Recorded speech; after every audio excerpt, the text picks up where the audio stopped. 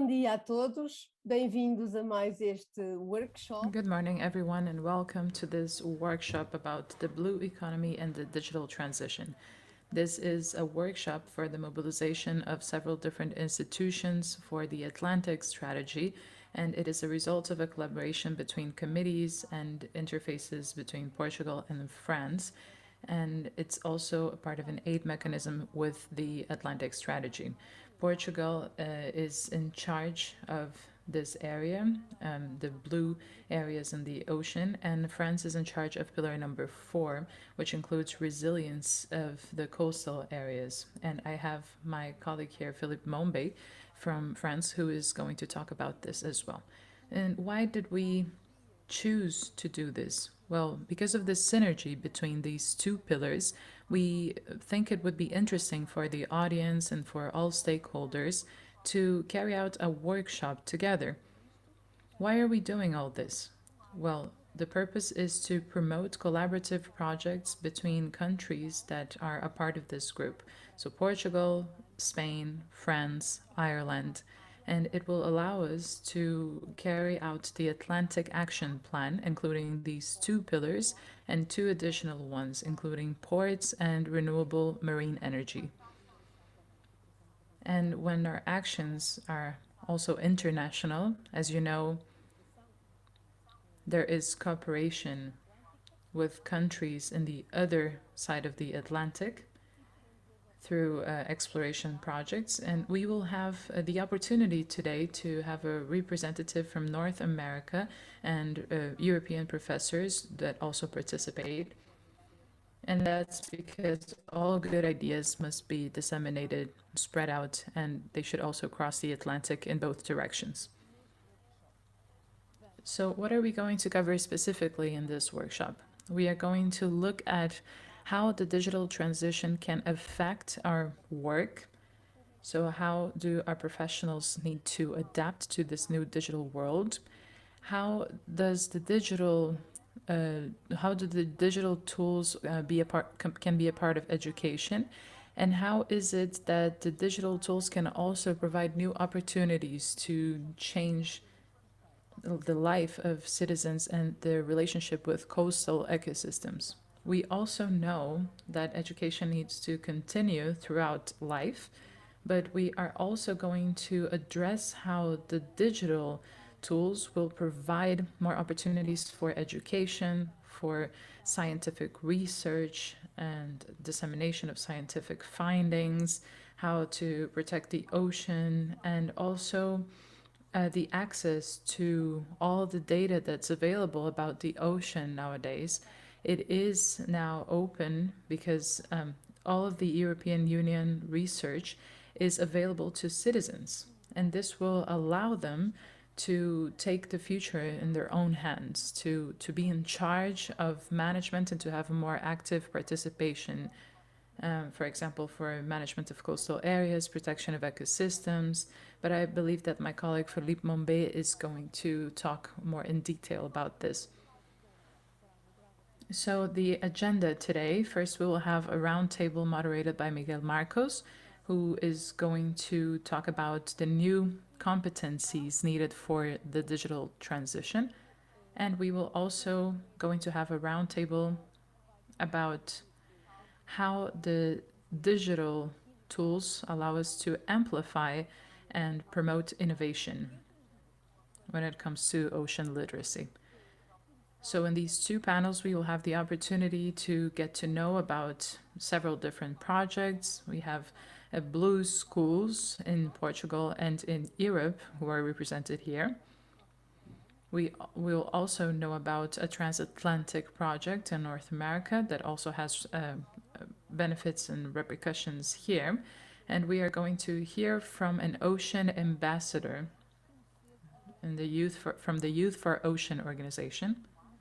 We are also going to know about aquarium programs and digital options for managing programs like that. So it is going to be a very good morning, a very productive morning, and I hope that there is a great debate as well, because for those of us who are hearing us, those of you in the audience, please ask our panelists questions through the Q&A function in the platform. So in this webinar, there's this function that you can use, and feel free to do so. Thank you very much.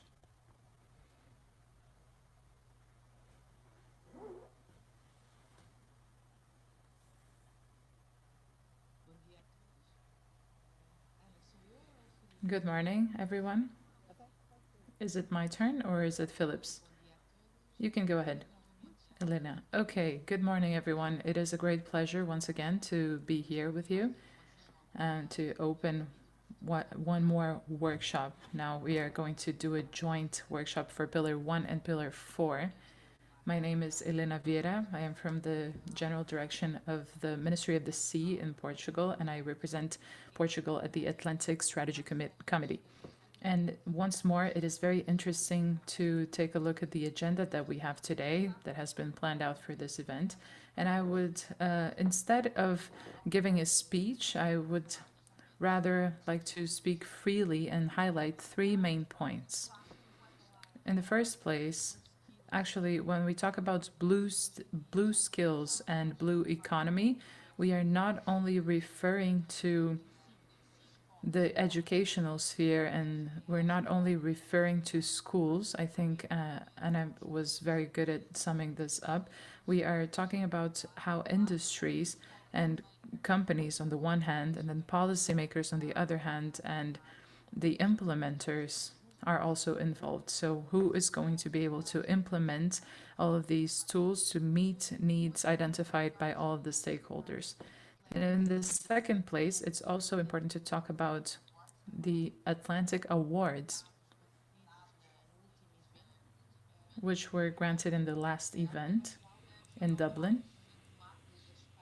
And we have the MATIS project in Spain, which was the winner for the Blue Skills and Ocean Literacy category, and the Clean Atlantic project in France, which was the winner for Healthy Oceans and Resilient Coasts.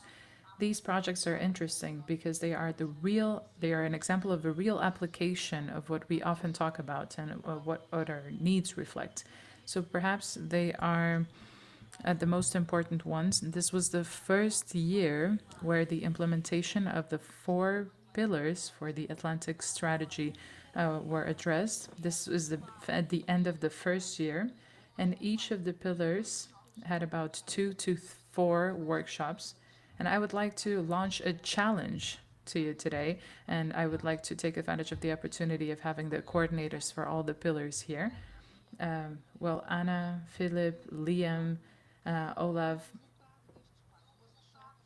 based on the results of these 4 workshops, a document was created that could work as a foundation to know everything that must be done, all of the things that have been identified in the workshops throughout the year.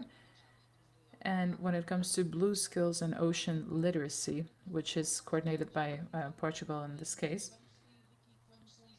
I think we're at a point where we are going to leave the meeting by after having identified all of the needs for skills, training, competencies necessary for all of the different areas, because the blue economy is very diverse. This is something that we have realized throughout this process. Recording and with the in Atlantic progress. Strategy and the European Commission, it is now possible to begin to think about funding and to think about how funding is going to be targeted towards these activities. Particularly when it comes to ocean literacy and blue skills, this is very important because, well, in the case of Portugal and even in the European Union, this is an area from the GPM and the funding area. We know that there's a lack of funding available for everything that still must be done. If we compare this area to pillar number 4, as Philip knows, I'm sorry, Philip, healthy oceans and resilient coasts, there is more funding for that pillar and for that sector than for blue skills or literacy. There is more applied research as well. So it is important to remember that. Maybe my role today And my mission today is to congratulate everyone who has participated in the workshop so far in this pillar and that have provided an overview of what still needs to be done. And now it would be a good idea to create some sort of report, a paper that would include all of these findings and that could be used as a foundation to open doors and to obtain funding to be able to explore new funding instruments. Perhaps this would help us get more support or gather more support for projects in this sector because it is urgent to fund a set of initiatives that can prove relevant in order to move forward from the identification of the projects to the implementation of necessary actions. And well, I would also like to say that with the Blue School program, which is very well represented by Patricia Conceição today, they have done a wonderful job and they have had a great journey, which has not always been easy. The Ministry of the Sea, Patricia corrects me if I'm wrong, they have 272 schools, more than 40,000 participants, and they are in their way towards internationalization in the Atlantic space. So there are many blue schools outside of Portugal and the sites where they began. So this just proves the success of the blue school concept. There is a need in other countries as well to implement this concept as a way to promote inbreeding of blue literacy. And this project has supported us. But of course, we also need more space and more tools. So I would not like to overlook this great effort made by Blue Schools. And I know that this will also be covered during our event today. And I'm sorry that I will have to leave. I will also have to participate in another meeting afterwards. But I wish you a very productive workshop. I think that we have great representatives here. My colleagues are present, and I hope to see the results of this meeting afterwards. And I'm sure that this year of work will prove to be very productive and there will be very concrete measures after this. So thank you to all of the participants, and I believe that you deserve great recognition for your work. Thank you and have a great meeting.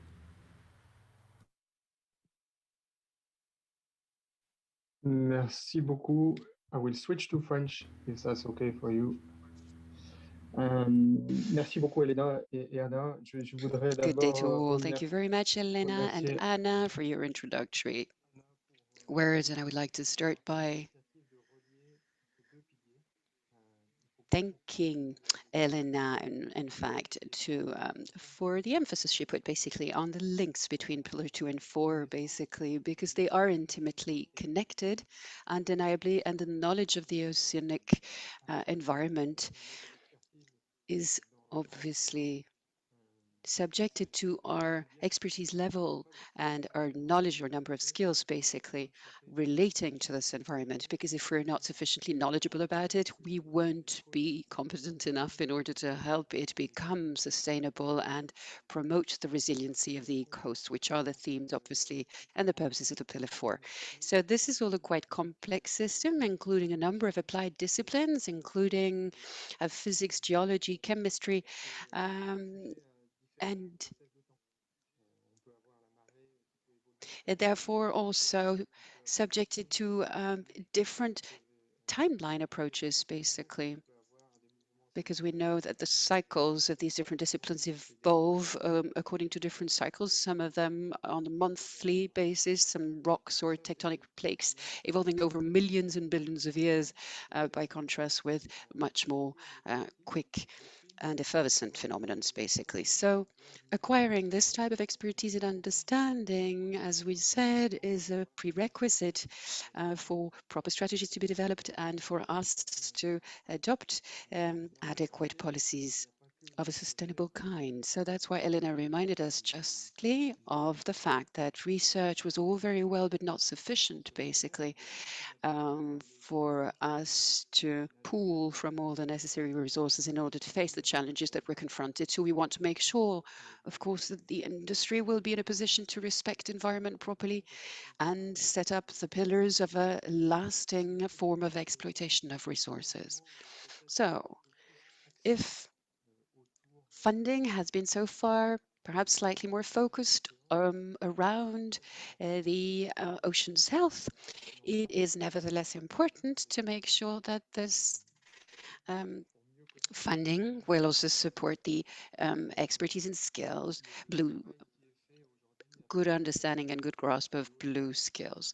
So the red thread basically that we could give ourselves throughout this workshop, connecting it to the previous ones, would consist in perhaps compiling a sort of inventory of useful recommendations for the European Union that could help giving it directions for tomorrow's policies, basically, in order to bridge the gap between the potential discrepancies at this stage, so that tomorrow our ocean, which is definitely a common good, let's remind ourselves of the fact that our strategy, as Anna rightly said, implies so many different countries, Portugal, Spain, and France, and as well as Ireland, of course, but water is a common good belonging to all human beings of the planet, clearly.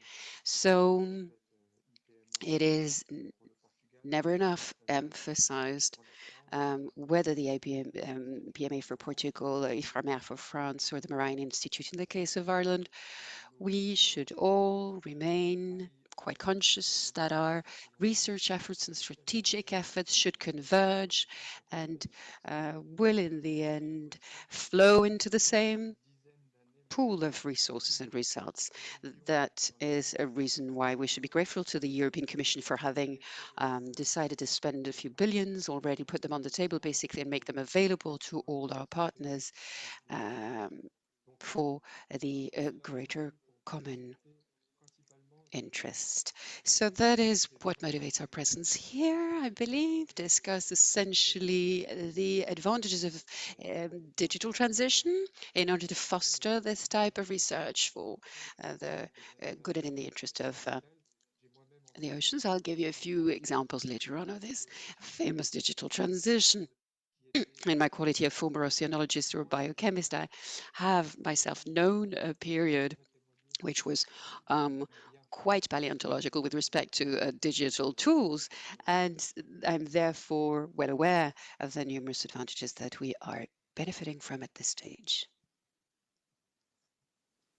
Good morning, dear panelists, dear participants to this workshop. I'm very happy to greet you today on behalf of DG Mare, the Directorate General of the European Commission for Maritime Affairs and Fisheries. And I am very happy to see you debate today themes that are central both to the efforts of the Commission in terms of a digital transition in the future, but also very important under this dedicated pillar of the Atlantic Action Plan that deals with skills development, careers in the blue economy, and ocean literacy. These are times of transition, and we have in front of us the twin digital and climate transitions that we need to face, and we are both witnessing and shaping one of the major transformations in our history through these twin transitions. These two, along with demographic changes, affect our market economy in general, the model of the European economy, and our societies. And of course, like that, they affect how the blue economy does in the future. At the same time, the COVID crisis is accelerating a number of trends related to the future of work and introduces new forms of working and introduces needs for more digital interaction in the working environment. We have remote work, we have automation, we have highly repetitive tasks that need to be performed, and in that sense, we need to make sure that sectors of the blue economy take advantage of this transition and take advantage of the tools available to upskill and reskill their workforce so that we have the sectors of the blue economy not suffering from unemployment or of schemes of short-time work, for example. In a sense, it is very crucial that we have the right skills for the growth and the sustainable development of businesses of all sizes, of the whole of the European economy, and most particularly within the blue economy, this is even more accentuated and even more true. Under the European Green Deal and the skills policies that we have in place, we reserve a particular attention to digital skills. We support digital skills for all through an update that we will have of the digital education action. And this is something that can apply to the blue economy as well and educate skill force and train skill force in the blue economy in the various sectors. And also we continue to foster digital skills under the Digital Skills and Jobs Coalition that we have already in place, and a scheme which the blue economy sectors can tap into as well. Furthermore, and in terms of ocean literacy, we also are particularly interested of the use of digital tools to boost ocean literacy. This is what we're striving to do under the coalition that we have in place, the EU for Ocean Coalition, and under the Blue Schools community that we have set under it, a network of schools around Europe that promote and educate youngsters on issues of ocean literacy, but also through tools that we have in our disposal to apply ocean literacy principles and to educate the young generations, like the European Atlas of the Seas that we have. So, the outcomes of your deliberations today would need to show the way of how we can introduce more digitalization and how we can enable digital transition in the blue economy and how we can apply digital transition in the new skills and the new competencies that we look for under the sectors of the blue economy. And of course, how we can boost ocean literacy through which digital tools in specific to arrive at the policy objectives that we have set. I will let you deliberate today. I thank you very much and I wish you a fruitful exchange of opinions and ideas. Thank you very much. Bom dia a todos. Gostaria de começar por agradecer muito as palavras inspiradoras.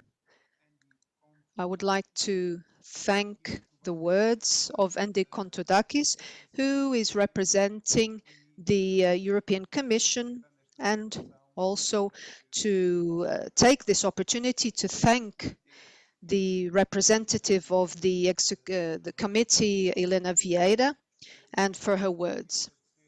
I would like to thank and greet everybody for the support by the support mechanism and by all the colleagues and the different interfaces from Ireland, France and Spain to provide all the support with the interface so that we can implement this strategy and action plan for the Atlantic. I would like to greet and thank as well the different speakers here who I'm sure will bring a great deal of information for this event, and to thank all the participants who are listening to us, and to say that we accept the challenge launched by Rita Vieira about this subject which is so important for the Pillar 2 and which is the blue skills and the ocean literacy. And obviously to think that the future is changing so rapidly, we need to understand which will be the main competencies and skills necessary to be able to have a better development in this blue economy and a development that will be more and more sustainable. I would like to also thank the whole technical support that Ciencia Viva has given to this event. On the first workshop that we had, which was organized by Pillar 1, by Pillar 2 and by Portugal, we had already this support, and I would like to thank you once again for all this support that you've given for the whole team of Ciencia Viva. I would like to then pass now, invite my colleague from Interface in France. Thank you. So hello everyone. As a representative of the fourth pillar, So the national hub, of course, I support the fourth pillar as has been said by Philip, and we take into account the issues related to environment. So this workshop and this roundtable is going to tackle problems not only environmental, but as well how we can use and how our capacities and how we can help with the issues that's concentrated on the Atlantic Action Plan. Actually, we have a round table that is going to be launched in this moment in order to tackle these problems and these issues as that I mentioned. Just allow me a few moments. So maybe I can give the floor right now to Philip in order to maybe introduce the subject matter. So please, Philip, the floor is yours. So what am I supposed to explain, Frederica? Excuse me, allow me to just find the documents, the relevant documents. I'm a bit lost. So maybe we can share the agenda. Okay, so a moment ago, I have spoken about the fact that it's necessary to have this relation between the fourth and the second pillar, and it's important to understand that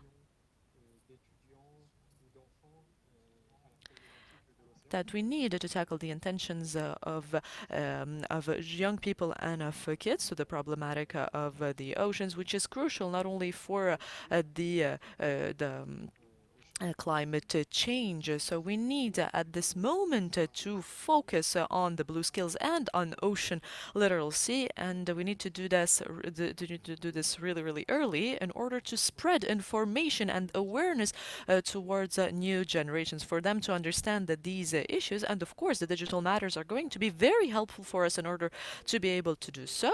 And we're going to see during our roundtable with the professors, with the educators, with the young professionals and experts through various initiatives how we can spread more awareness and how we can mobilize the young people in order for them to build their blue skills. I have already mentioned before that it's not crucial to be a physician, a geologist, a chemist, etc. It needs very specific competences, very specific capacities, and we acquire these capacities throughout long years of studies and through PhD or a doctorate. And of course, you need to be passionate towards the ocean. You need to be really motivated to have this level of education. So it's really important to relate this second pillar and this fourth pillar to the ocean, the initiation to the ocean, so the ocean literacy, to of course, the health of the oceans. So thank you very much, Philip. You have already said everything.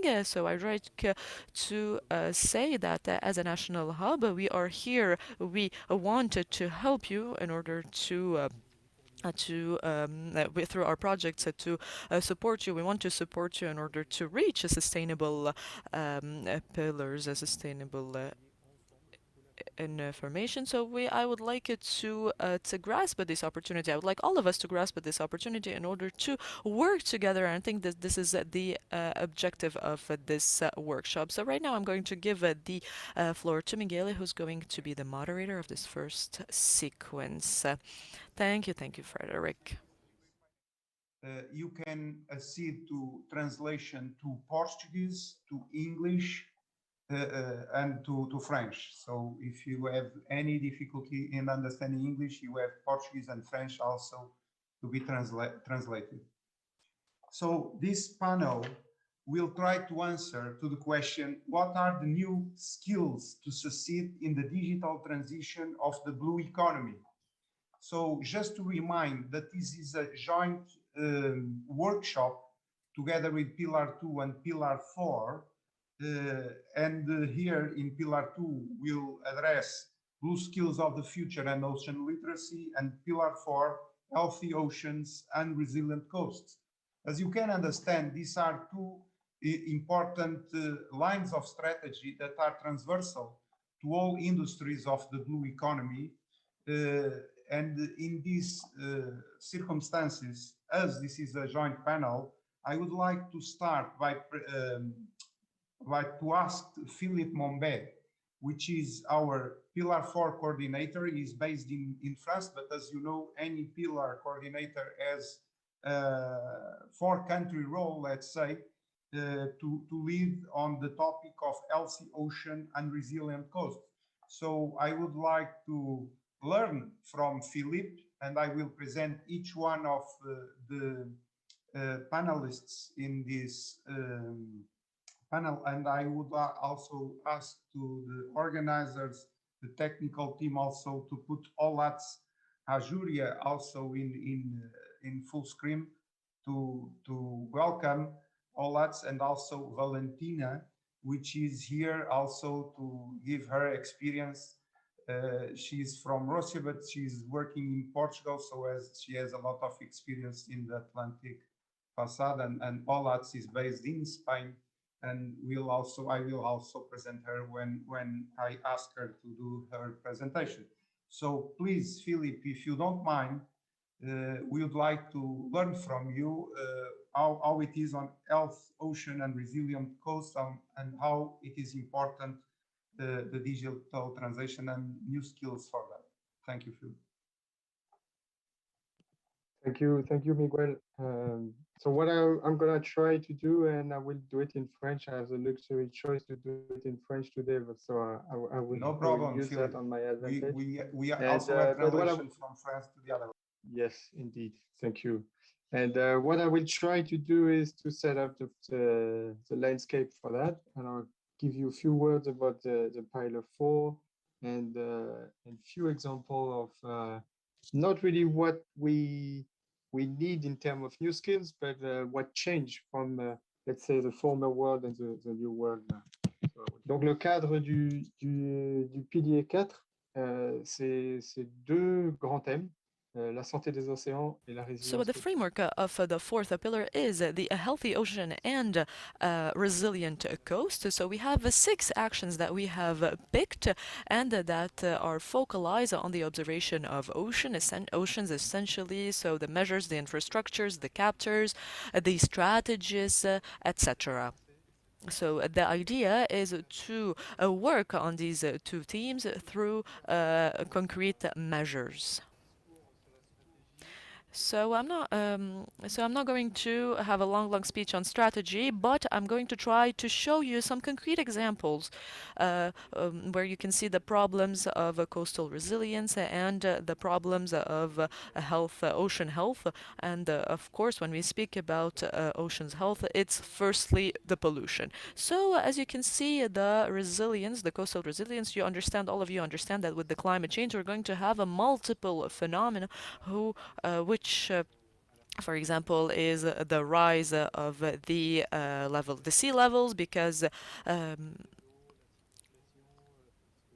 and we have the acidification as well. So the natural barriers are going to be damaged, and we're going to see a lot of phenomena, so erosion phenomena and submerging phenomena, and you can see that in the pictures here. So on the left picture you can see, for example, a submersion. You can see like storms, you can see that there has been a flooding, and in addition to that you're going to see a continuous erosion in the other picture here of the coasts. So the infrastructures are in danger and our habitats are in danger. Concerning pollution, I think this is even more serious and more dangerous it's not the Atlantic. The picture on the left is not in the Atlantic, it's the Britain region in France. So you can have the algae deflorescence, which is really, really aggravated. And it's invading, let's say, the coasts, and we have these tendencies which was very, very recurrent for many years. So of course the pollutions need to be taken the pollution needs to be taken into account, with the degradation of plastic, for example, and the problems of macroplastic that becomes nanoplastic, and that is integrating the oceans. As you can see here, this is a very, very important phenomena. You can see the other types of pollution that are related to oils, and there are a lot of types of pollution that are related to our human activities. So we need to deal with these problems in a better way. We need to have more security, and in addition to that, we have the picture. So these the pictures at the bottom of the screen, which is the acidification, let's say, of our seas, of the waters, and we have a lot of coral reefs that die because of that, a lot of reefs that die because of that, and then on the right, I really hope that you can see everything because there's a problem with the screen. So in addition to that, on the right, you have another problem. And of course, it can affect the functioning of the ecosystems here. It can affect the planktons.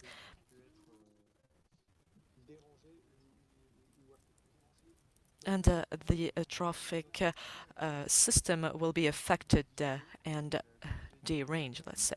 In addition to that, there is an importance of the digital tools here. So, as I already mentioned, as an oceanographer, I encountered, of course, a period of time where the digital tools were not as developed as today. So, of course, we needed to have the access to information. When I was writing my thesis, I was obliged to go to the library.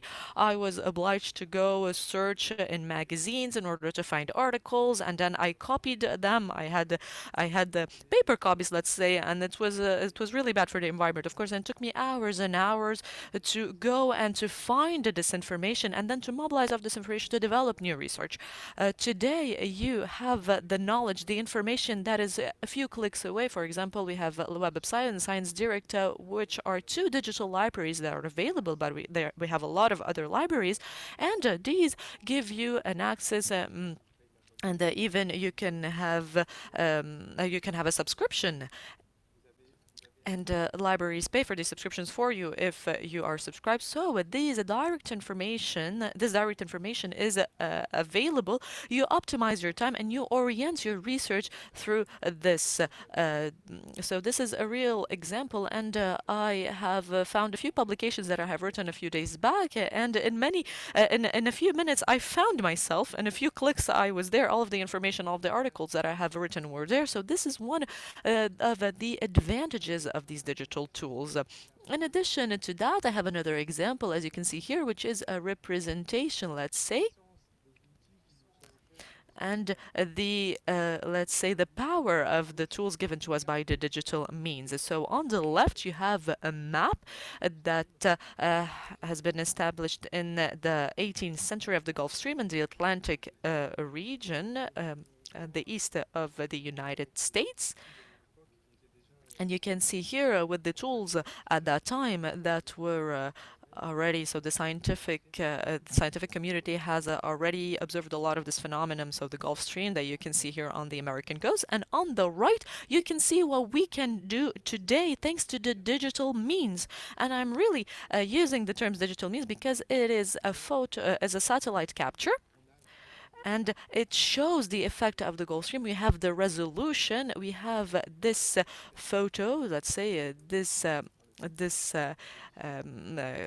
capture, because the satellites are being used currently, and the digital is really, really important here. And we can also manage these images via the digital tools, and we can even get a better resolution in order to understand the phenomena better. Another very important point that tackles the capacity of the digital means is the fact, so the observation that you can conduct via multiple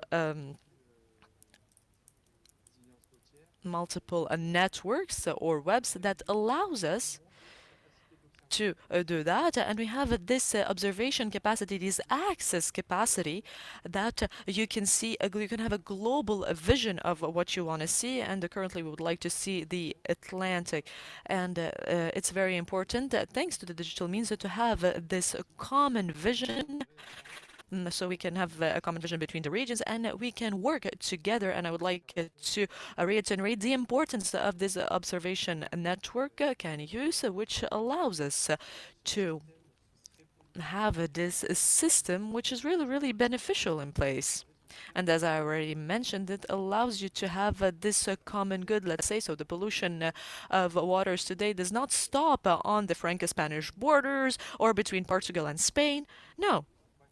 So the movements of the oceans are not related to our borders. So it's really important to have these observation capacities. And currently, the digital means allow us to do so. So, Anna Elena have already tackled the importance of digital tools for ocean literacy and for, let's say, this global conscience that needs to be present. And I took just a few examples. So the followers on Twitter and on LinkedIn, so examples of followers on LinkedIn and on Twitter, to give you just a brief idea of the information that we can share via these social media means. And of course, we can have a lot of other examples. However, this information can really attain, let's say, millions and of people. But yesterday or in the past, when we did not have these digital tools, it was really, really difficult and more difficult than today to be able to tackle these problems and to spread awareness. So in conclusion, I think that I already spoken a lot, but for me, the digital means and for the fourth pillar, of course, this is a key in order for to promote the preservation of oceans. It's going to help us deploy more efforts to understand, to comprehend the ocean, and to better protect it. We can as well simulate everything that is related to complex mobilization, and I have already tackled that when I mentioned the multiple disciplines of the ocean. And we're going to very briefly have via ocean digital twins that allows to connect the research communities via digital means and promote this capacity to spread more information to a bigger audience, a bigger public, and spread information about the issues related to the ocean. Thank you. And I have a question for you.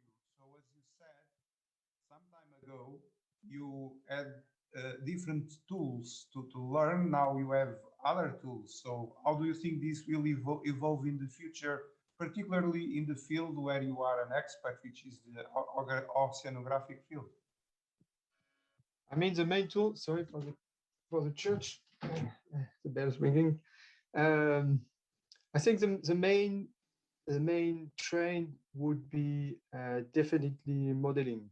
When I start my PhD, there was not much modeling, and we did a lot of sampling and analysis in the laboratories and stuff like this. Today we still have this, and it's really important.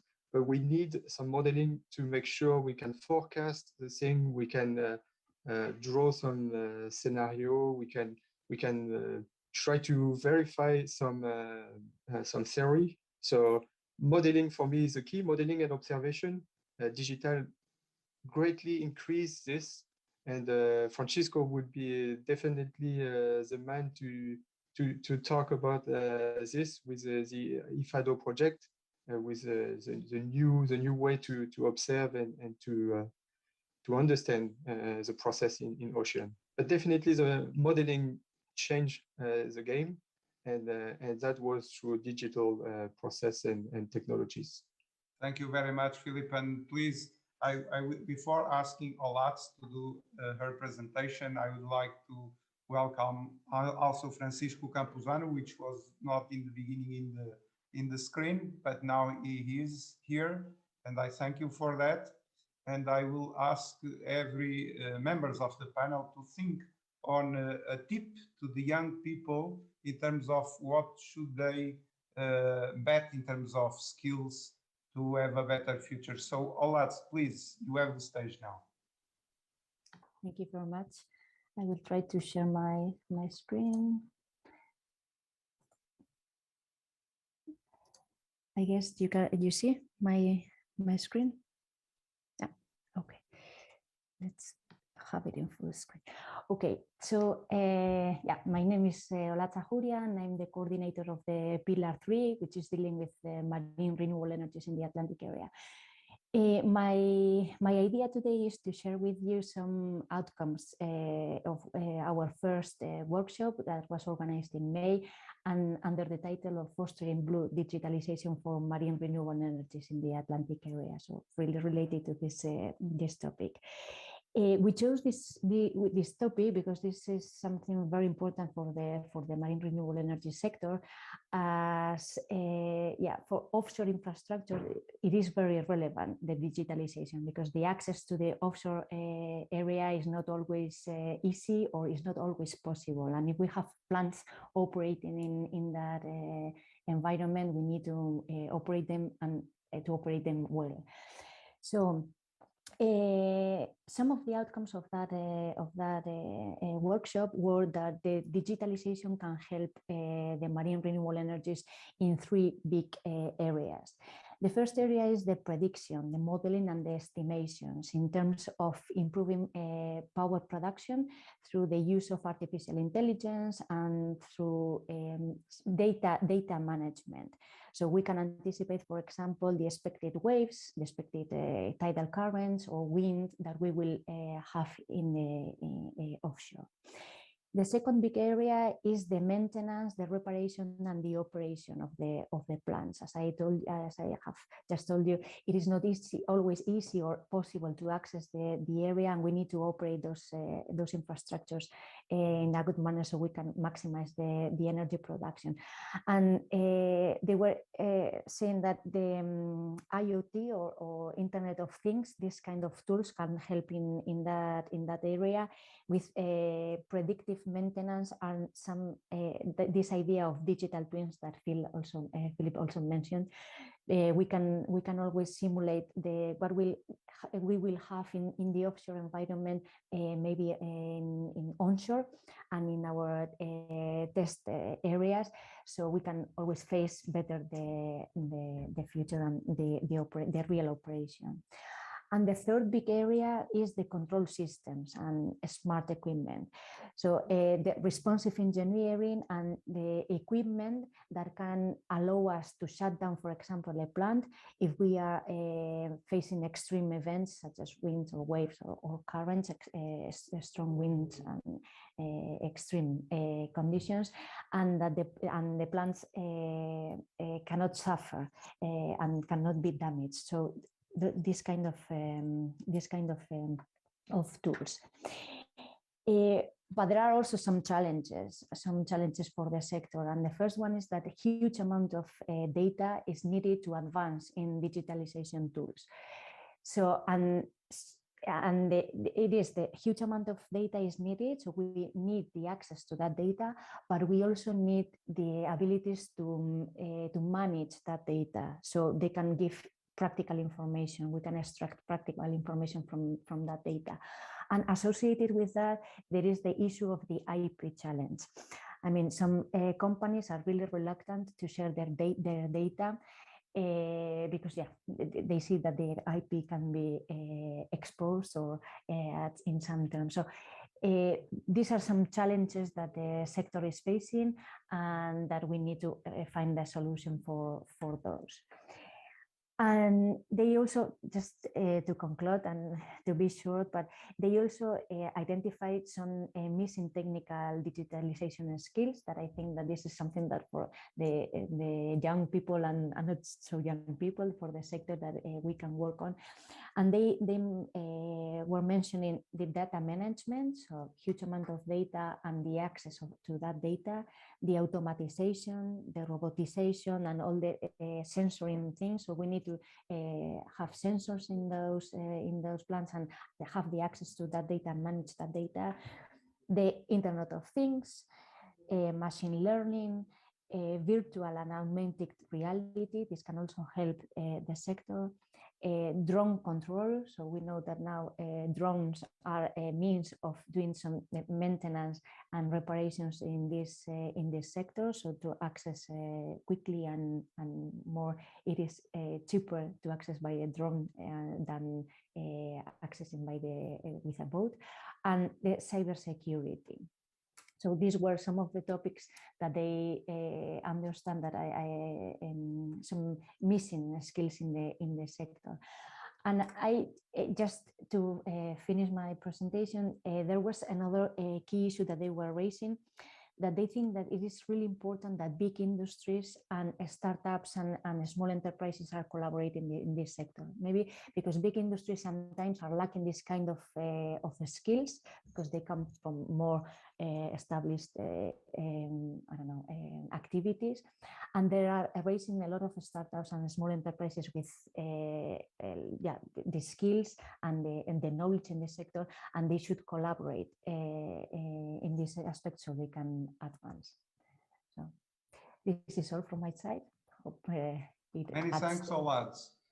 Before I ask Francisco to do his presentation, I would like to ask you, because you mentioned the word controlling, and I can understand that these new renewable offshore devices need to be commanded from the coast, and also maintenance should be an issue. Can you elaborate a little bit more on the skills that the new people that will operate these devices should have? Yeah, I don't know the exact issues, but I mean, most of these plans they work in an automatic manner. So they have some established parameters that they have to work and to work under those parameters, and everything is controlled remotely. So both for the maintenance and for the operation of the plants. And this is important because as I told you, the access is not always easy. So it is crucial that we maximize the power production of these plants by doing a good predictive and preventive maintenance, not corrective, because then once that something is not working in the sea, we never know when we will be able to access the area. So it is anticipating those problems is really key for these installations, and the control of the installation also, because if we are for example, if we are predicting that big storms are coming, big waves or big currents or big winds, we should be able to at some point give the right message to the plant and the right control parameters, so we can stop the plants or we can just function in another under another parameters. So yeah, it's thank you very much a lot. It seems to me that we must have scientists on the monitoring control panel to execute all this control that is needed. So thank you so much, Ola. Francisco, please, the stage is yours. Francisco is here representing Colab Mais Atlântico and the project IFADO. Thank you very much for your invitation. I'm going to share my screen. Hopefully that you are seeing a presentation. Okay. Yes, I wanted to share with you some of the lessons learned that we had on the IFADO project. So I won't go on the detail because the project is quite broad. It's a project that is funded by the Interreg Atlantic Area Program. And just to give you an idea of some of the concepts and some of the results that we achieved and some of the experience that we gained. So it was first discussed like what was the type of information that could be more relevant. We also believe that, I mean, numerical modeling is very important as an integrator, but it's good for people to have a good overview of all the type of information that is now available, that it was not that easily available before, I was commenting before. So we have here like in situ cruises, remote sensing, numerical modeling, also novel methodologies. So I think that the skills for the new people to work on this field, and in this case are applied for the specific objective, that is the marine strategy, to obtain indicators, but this can be to any other application. And here the idea that people have to know what are the different type of information that you can gain from any type of observation. So for this, we believe that we have to have everyone involved. So it was also commented here in the panel. Like we need also the academia, but we need the government involved, but we need also the industry involved. We are going now to every conference to meet the industry and try to involve them in the observation, and also citizens. Was here one of the ideas. So for instance, one of the things that we are doing are releasing mini boats in every Atlantic country. So then the students are meeting each other from different countries, and they are interested in the sea and in the ocean, what is happening when they release their small mini boat that can be tracked with a GPS. This is an example of the mini boat that was released in Ireland. It's the first one, but they will be also from Spain, Portugal, France, and the UK. And this is a good way also to start the literacy with the younger ones. So this is very important to have this overview that everyone is involved, and the Atlantic area is very large, and that was the objective of all the project, because it's a massive amount of water to be monitored. So we need that the data is being made accessible in a common format, so then everyone can access the data, and especially if they start following what is called the FAIR premises, like it's findable, it's accessible, it's interoperable, reusable. Here, this is the platform of the project, but here we are just showing some remote sensing data, and beneath there is some numerical model. So the idea is that all the data can be combined and can be integrated in different platforms and can be used by anyone. So people have to, the new skills need to understand this type of data, and I think that the IT will be very crucial in this, because they will need to work with different type of formats and data. So just to show you also here, we believe that the international cooperation, especially for the Atlantic area, is important. I'm going to show you just a small video where I talk of the release of a glider that was made in one of our meetings in the Azores, and that is an Irish glider, and it was done with the collaboration of a Portuguese institution, Spanish institution. So everyone was involved in the release and the management of the data. So people can share their practices and learn from each other, and especially these novel technologies, and try to see how we can gain more data cost effectively. That is very important. And we took also the opportunity of having these devices in the Azores during that time to introduce it to the younger. So we organized to local schools to come and to touch and see what are these technologies.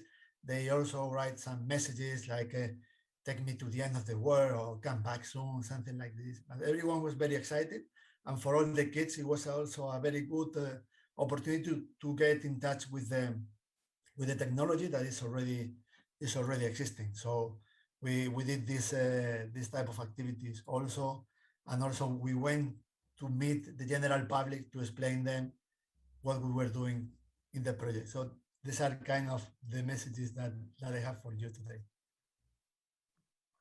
Thank you so much, Francisco.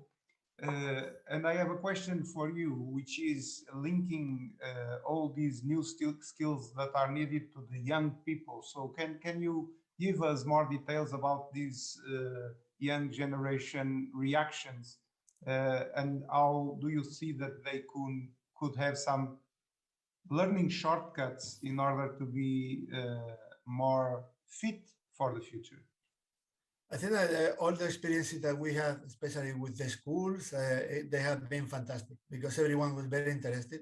We put one school of every Atlantic country involved in the project, and they communicate with each other, they were decorating the boats and painting them, so they were feeling that it's their boat, and then they want to know what will happen with it when they release it in the ocean, and then it will make them to think how the ocean works, how the current works, what is out there. And this is opening also the way to start thinking and to be interested. Also with the kids that were in contact with the glider, we did a presentation for them, and they were all very, very excited with it, and they were very interested. So I think it would be it's a very important experience for them to get in touch to these scientific items, and even to know the scientists that sometimes we are not that close to them. So I think that I mean, that was a very fantastic experience, all of them. In terms of data, can you update us in terms of the quality of data collected and its use? Yeah, so we have in the consortium is quite broad. So we are like 20 partners, and we have also governmental agencies involved, but we have also partners that are quite active in collecting data. So we have from Portugal is IPMA, we have the Marine Institute from Ireland, so we have ENOC that is also doing, or Plymouth. We have many institutions that are collecting data and also sharing the experience of how to uniform the data that they are collecting, like for marine litter, for phytoplankton, how to monitor their waters, and sharing experience so they can be intercomparable. And to say, okay, how are the quality of the water? Is it good here? Is it bad here? How they compare to each other? So they have to share methods. They have been sharing even instruments and people. We have people from Portugal in UK cruises, and so there has been a massive exchange trying to build an Atlantic area experience for monitoring their vast waters. Thank you so much, Francisco. Now it is the time of Valentina. Valentina, I think you are the only representative here of, I would say, social sciences, even though that you are a mathematician. And I think you are the right person to make the link in between what we have heard now about the need for more digital for the natural sciences, and you as a founder of the Universidade de Aveiro Master in and that relates data with social sciences. I would like to learn from you your comments on these three fantastic presentations, and how, from your experience on applying big data to social science issues related to distribution and other areas that link with many people, and all of we know that part of the pollution problems in the oceans come from social behaviors. So I think you are the right person to start to connect the dots in between this massive investment on understanding the natural side of it, but also the need to understand the social side of it. Thank you very much, Miguel. First of all, I would like to say good morning, good afternoon, or good evening, dependently where you are hearing us. And also I would like to say the opportunity, it's a big honor for me to be here and share this digital stage with so many professionals from different areas and parts of the world that allowed us to have this very unique and holistic point of view to the blue economy. The importance of blue economy, probably there is no need to talk about it very much. We just have to look to the morphology of our planet and understand that most international trades take places by sea. It depends on the source that we are consulting, but it talks about approximately 95%. And it's not only volume that we are talking today. In all presentations, each speakers that we had an opportunity to hear today, they also talk about growing complexity. So blue economy, independently on its area of intervention, it's growing hugely in its complexity. And we talk about many activities, many modes, many stakeholders that actively transform blue economy and ocean in some species of digital hub. We even heard today about digital twin of the ocean. We talk about oceans that humanity knows less than space. So it's a very ambitious plan. Today, digital and physical connectivity go to the hand in hand, and we've heard several times today about the importance of working together. and all could benefit from tapping from the opportunities arising from digitalization, from data integration. Of course, it can help leverage external knowledge, engage stakeholders, create new decision-making anchors, lower the risk of certain investments, boost activities, even cut costs, and accelerate both green and digital transition. Also generate possibilities for just-in-time operation. We talked today a lot about digitalization, artificial intelligence, big data, about green solutions. But we have to remember that in the end point, we always have a human being. So it's like almost any science in the end becomes a social science. Because even if we talk about artificial intelligence actually learns from somewhere, and it learns from the human being. When all the algorithms, they are based, we just talk all of that was talking about things that work automatically, but they work automatically based on assumptions. Assumptions, they are introduced in the algorithms by humans. And also we've heard today in different speeches that it's a huge amount of data and it's important to extract knowledge. I'm sitting, I've been taking notes, so I'm trying to summarize what colleagues were saying, such is a big responsibility to make links between speeches. And when we talk about data, we talk about specialists that work usually in informatics and mathematics area. When we talk about extract knowledge, we talk about specialists from specific areas, maybe biology, maybe social science. And the question is that we talk about people that speak different languages. And I don't mean only origin of the country, I mean difference in areas.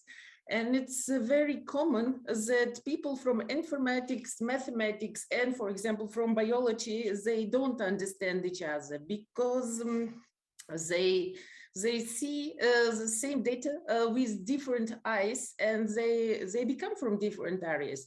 So I think actually today it's the biggest challenge that we have to try to bring all the specialists together and to make them speak the same language. Knowing about it, this problem, it's actually this problem is actually very, very important. And thinking about it in University of Aveiro, we, with a group of colleagues, we were that share this point of view, we decided to create this master degree and apply data science to social science. Just basing on assumption that we have to create this stage for people to learn to speak the same language. Because when we talk about data, data have to come from somewhere. So they have to be collected due to some criteria and have some special level of quality. So we will need assumption from people who will use it in the end. So if we imagine if someone from the biology, it has to be the specialist in biology that will help to establish specific parameters. They have to be traduced into the language of mathematics and informatics. They have to be solved there. And after, we have to bring it back to the real life. So we'll have to traduce it in a normal social science language. So this is actually today a very, very important challenge. Like almost quarter of century, when I worked on my master degree, it was something pioneer, something cutting edge at that stage when we were talking about human being trying to process the amount of information that it's available in the navigation systems. Today, we have a huge amount of information, even bigger one, almost in every industry. And when we talk about blue economy, that actually a crossroad for every industry that exists in the world, it becomes even more challenging. So, Miguel, I hope that I answered your very complex question. You introduced many important things, and to summarize, I will use the word assumption. So, and I also have a question for you about assumptions. Do you think that in the future, being a skilled man or woman working on the blue economy is just a thing when we are talking about digital? Understand the tools, or is both understanding the tools and the assumptions that are needed to get benefit from that? Well, it is a very good and very complex question.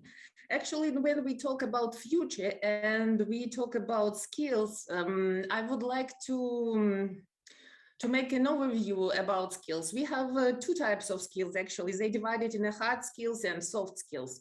So it is very difficult to say which one is more important in the future. Because if we want to, and there was no presentations that didn't mention it, that we have to work together. And if we want to work together, we have to develop our soft skills that actually will help us to build understanding, tolerance, resilience, the will to learn from each other. So it's soft skills that actually have to be hugely developed. About the hard skills, there is another discussion that there is in the science. If we have to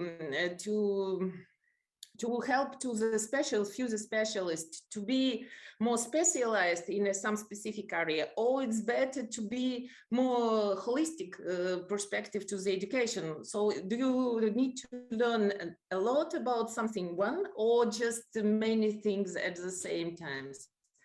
I actually think that we have to have two types of specialists. Someone has to know some their specific area very deep, with very deep understanding, and someone has to have holistic point of view.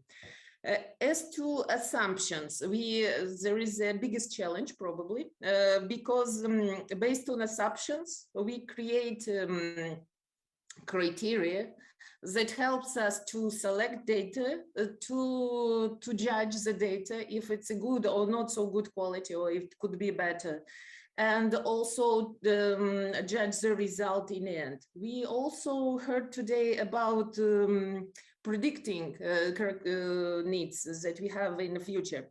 And we have to understand that most of the predicting techniques that exist in today, they are based on an assumption that our life will continue at the same way that it is now. And things will go normal. And we also heard today about the challenges that actually when we are in the middle of the ocean, there are not so many moments when things go normal because we have all these countings about waves, about winds, about storms. We have a good quality and good possibility of predicting the data, but we still can't do it in 100%. So challenge of assumptions is very, very important. And we have a lot of stories about autopilots that didn't work well. And when in a critical situation, actually it was needed the human intervention because machines, they're good, but they're not also perfect. And they can't think in a critical situation with a creative point of view. Because creativity is not the best friend of assumptions. Thank you, Valentina. And as this is also Pilar 4 event, I'd like to understand from your experience, particularly on the retail side, how in Portugal there is some regulations to cut plastic from supermarkets. So how can we use big data in terms of helping social behaviors to be more environmental friendly to the oceans? Well, this is a million-dollar questions. I wish I would know answer. So I will give it to the world and make the world better. But let's say like this. There is not a secret that success of any initiative is based on a human behavior. And when we talk about human behavior, it's something different from, how would you say, from exact science, because we are not as rational as a computer itself. Because if neuroscientists are correct, there is less than 10% of our decisions we make rationally. So we are not so rational creatures as we think that we are.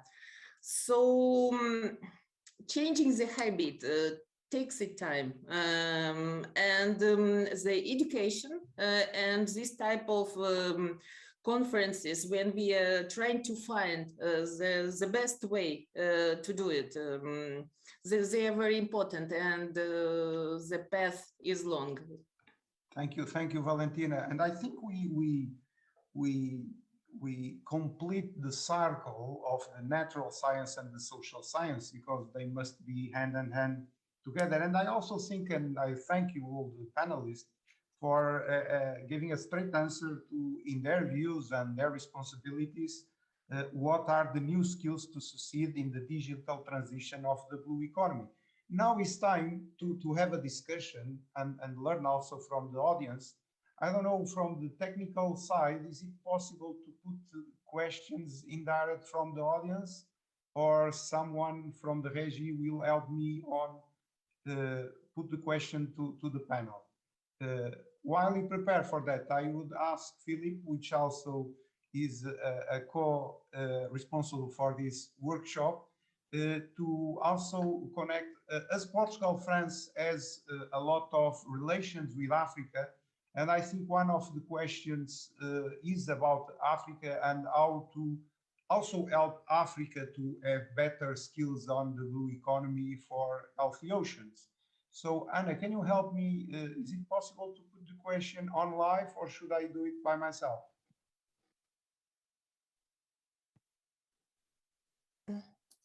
I have answered to that participant that in principle these projects are for the European Atlantic area, but the mission ocean projects are open to countries around the Atlantic due to the Belém statement. He mentioned explicitly Angola and Cabo Verde, and I think Cabo Verde at least has assigned.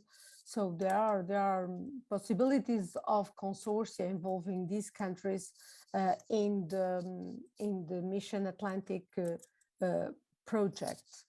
But I raised my hand because I would like to make a comment.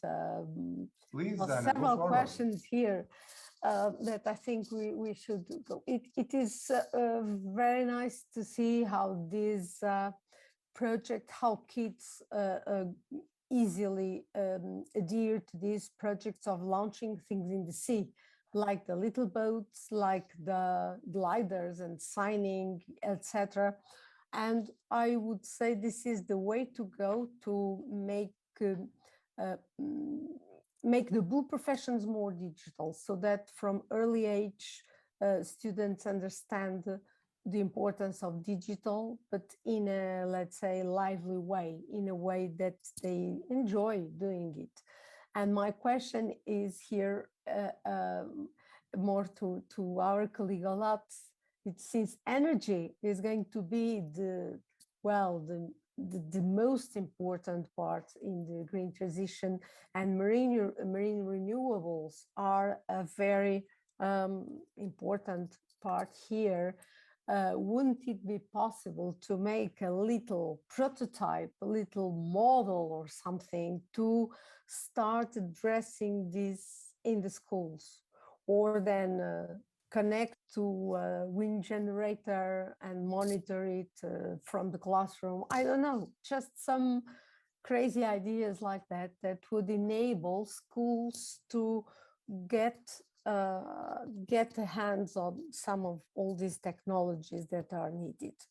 This is one thing. The other thing is we need you all to make the public understand how blue careers today are digital, highly skilled, and good careers from all levels, from the scientists and the engineers that with whom you work, to the technicians and the huge amount of skilled people that is needed to put up projects as these are.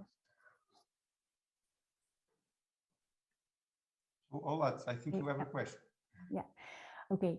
So yeah, of course we need to like energy is a hot topic nowadays, and offshore energies are really in the public domain today.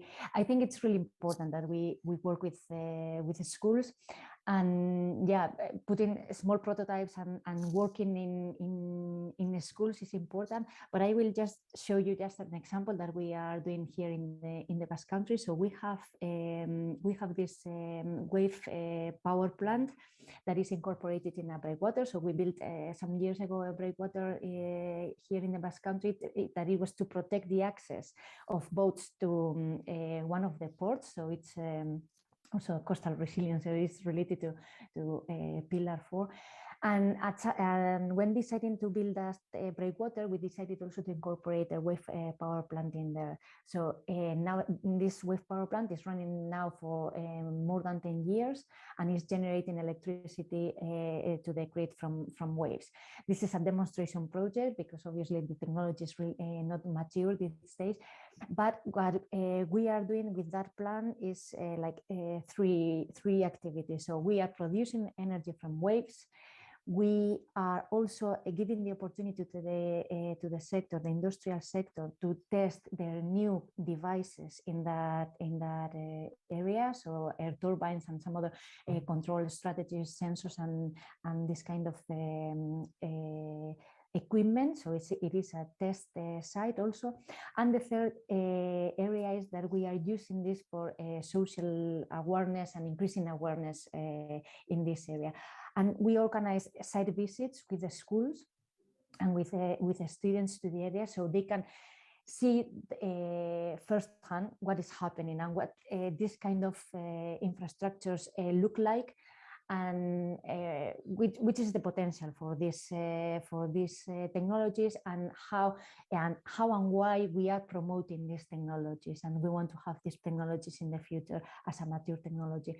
And really, it is a really good experience. A lot of students go there, see firsthand like a real infrastructure, and I think we have to organize this kind of site visits to real plants, also working in the schools, but also take the advantage and give them the opportunity to see real infrastructures. We are also doing this when we have devices in the water in an offshore test site that we have here in the Basque Country, in the MEP. For that, we rent a boat and we take the students to the area so they can also see the devices working. So I think it's both things. Whenever we have the opportunity, we always have the opportunity to work in the classroom, but we also need to give them the opportunity to see real infrastructures and explain why are we promoting these technologies. Thank you, Ola. Philip, I don't know if you want to say something about the relation between the Atlantic part of Europe and other continents, particularly in Africa. First, before I say a word about that, I just put on the chat some live data from the test site in France.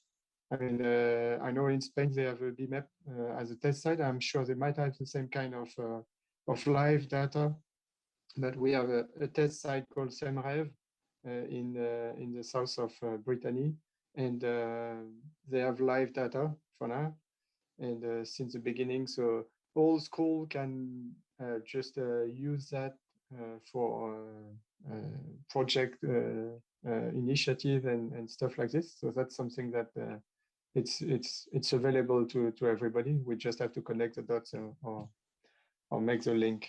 But that's for Anna. I think this kind of initiative exists already, and I believe you can do the same with AMEC, with the site in Scotland. There's a test site in Scotland. They have a lot of real live data, and also with IFADO, I think there's also a lot of great initiatives like this. If you want to follow the gliders or the data, it's really easy. Just need to find the test, the website, and look at it.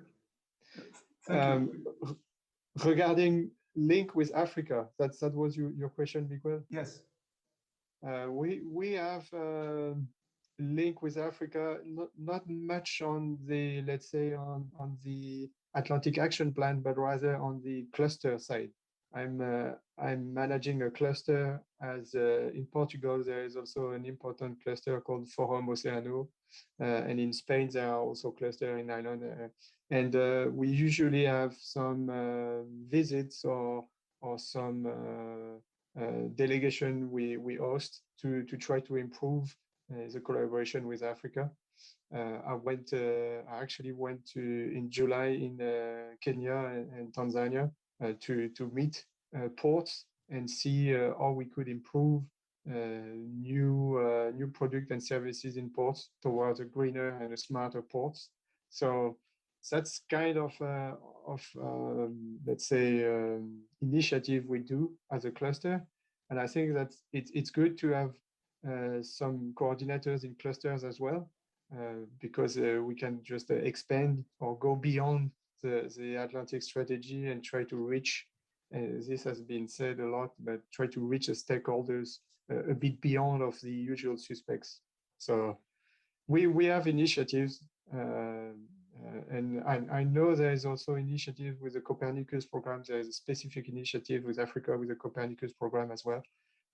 So there are things here and there, but that's what I can say regarding Africa. Thank you. Francisco, I can imagine that some of the little boats you put on ocean, they go to other continents. So what is the relation in between your project and several Atlantic facades?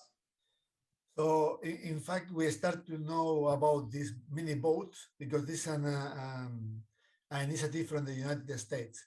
We start to know about them because they start reaching to the Portuguese coast. So then we got in contact with the people that was launching them, and then we decided it was a good initiative. So this one, for instance, was recovered in Norway, and it was the northwest most boat that was ever traveled from this initiative. But of course we are then you have this other link with the receiving country.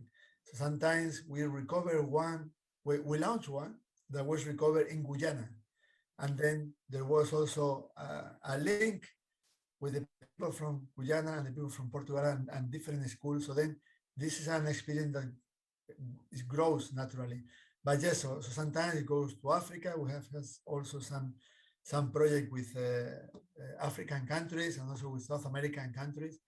But so we are open also for opportunities that allow us to collaborate more with them. But yes, it's interesting also this link of the receiving country. If someone found it, normally you have the information of who contact in case that this is found. And then it's kind of a message in a bottle. And then they found the message, and then they contact the provider of the boat. Many thanks, Francisco. I'm here monitoring the questions, and I thank the audience for several questions. We would like to try, I don't know if technically is possible, to put someone on live, Victor Cordero Penin. No, I don't know if it is possible. Do the technicians have the possibility to put Victor Cordero Penin from the audience to put his question? If not, I do by myself. Good morning, everyone. I hope you can hear me. Thanks for the chance of asking you. Well, first of all, thank you, and great webinar. I'm enjoying it a lot. So, parabens.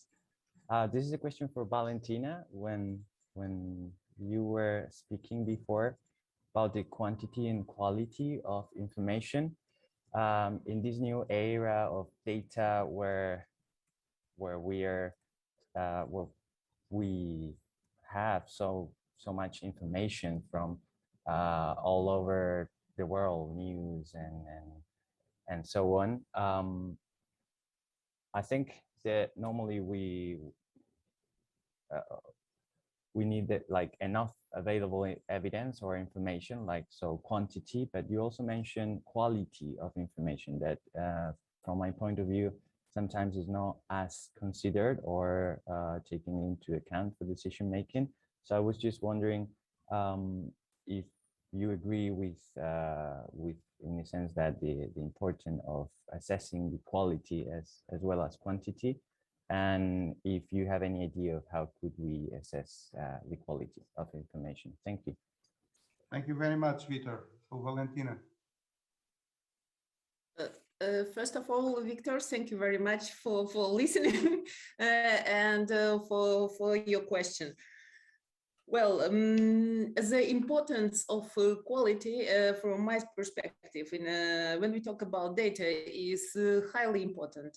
I think everything in this decision-making process at the time in the history that we are living that has a lot of important decision to be taken and taken quick. The quality of the data is extremely important.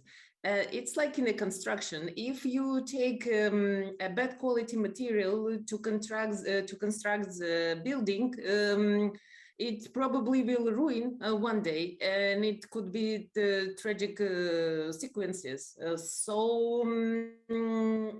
Same things is happening with the data. If you have data that didn't pass quality consistent test, you're risking to make a wrong decision, then that can have actually very deep consequences. About the checking of the quality and if we are doing it well, I would say that some industries and some entities, some companies, some scientists are doing it better than other ones, but there is still a long path to make. Thank you so much, Valentina. Now we are starting to approach the end of our panel, and I would like to jump for the tips phase. So I can understand that companies or young people that are entering in the professional market would like to learn from your experience about what should they do in the future. As everyone said, the future is unstable and it's changing. So maybe starting by Francisco Campuzano, what you that are dealing with young people, but now going a little bit upper for the young people that are finished college, people that want to go to research, but not only, people that want to work in companies that are high-tech and innovative companies. What are your tips for the companies and for the young people?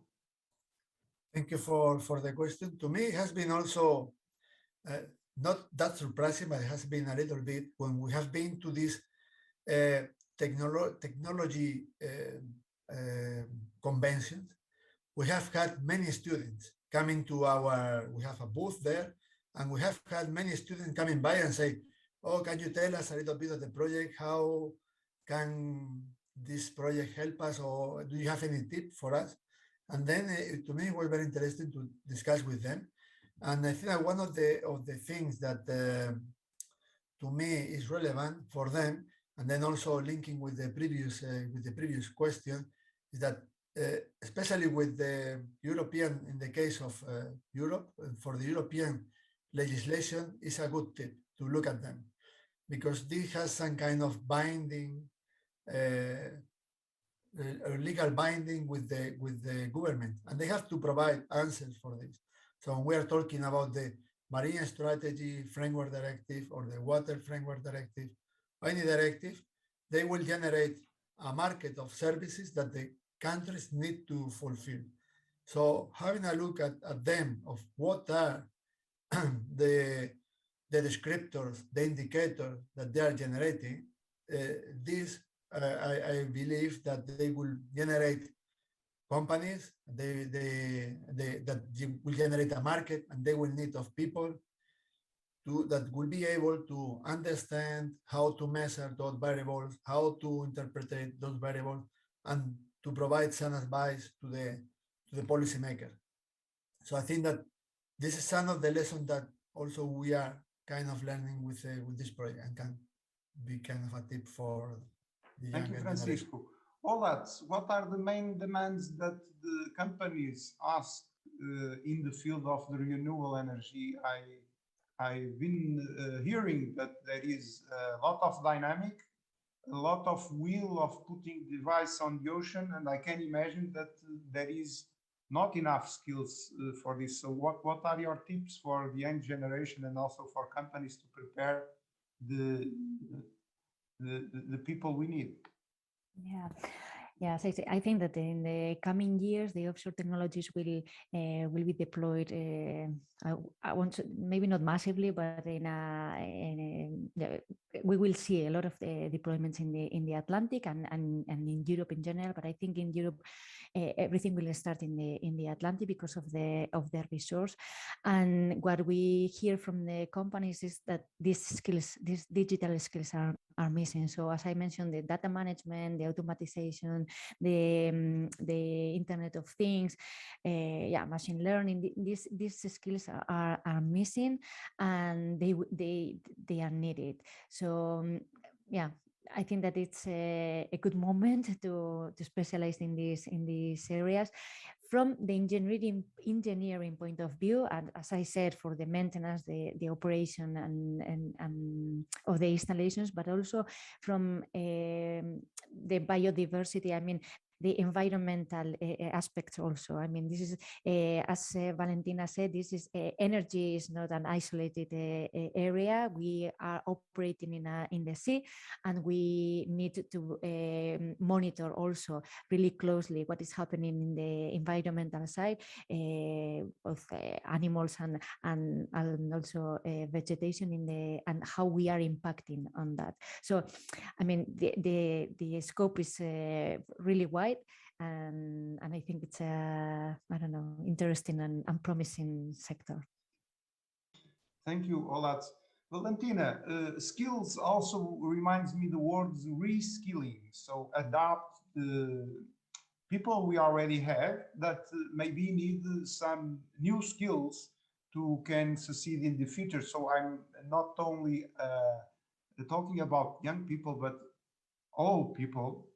And you know, with this crisis, COVID crisis, some unemployment reached us. So what is your advice for people that would like to make a move, and how blue economy can help, and what kind of blue skills in the digital world can help on this reskilling part? Well, as Miguel already mentioned, I am lucky to work with young people of all ages. It's like in that song, Forever Young. And what is common to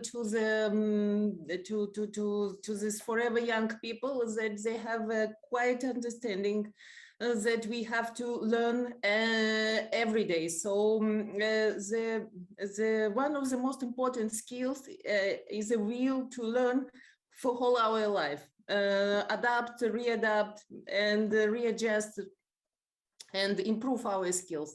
Because today we are talking about digital competencies and digital skills and digital tools, but there is already today we have to have a clear notion that digitalization and digital processes, digital industry is today, it's almost yesterday, but today and tomorrow we have to think about smart technology, not only digital.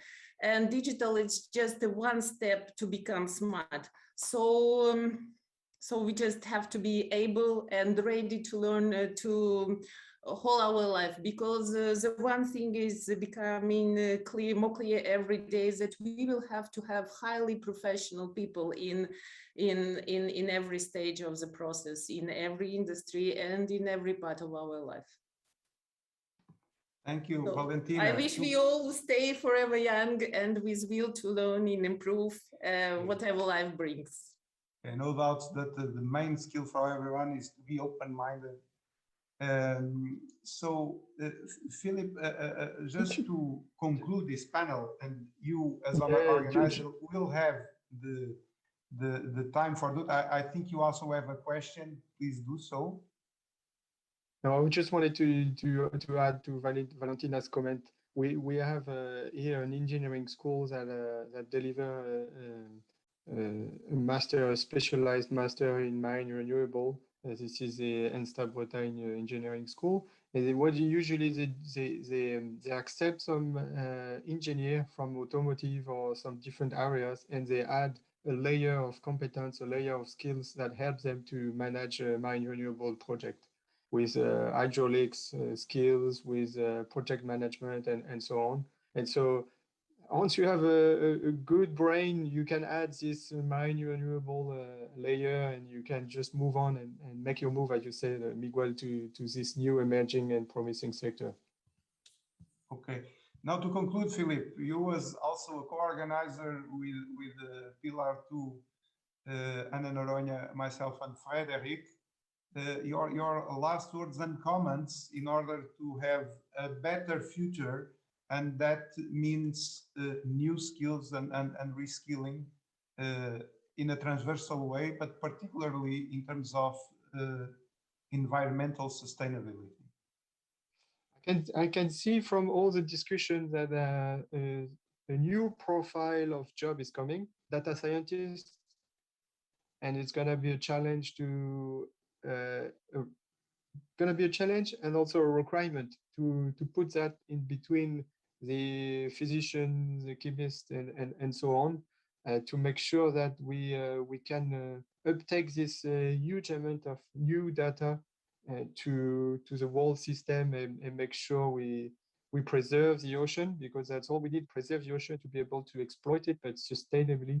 So that's going to be a challenge. More data, more digital means more data. So more data, it's a challenge to uptake, and to uptake it in a good way. So yeah, that's a bit my conclusion.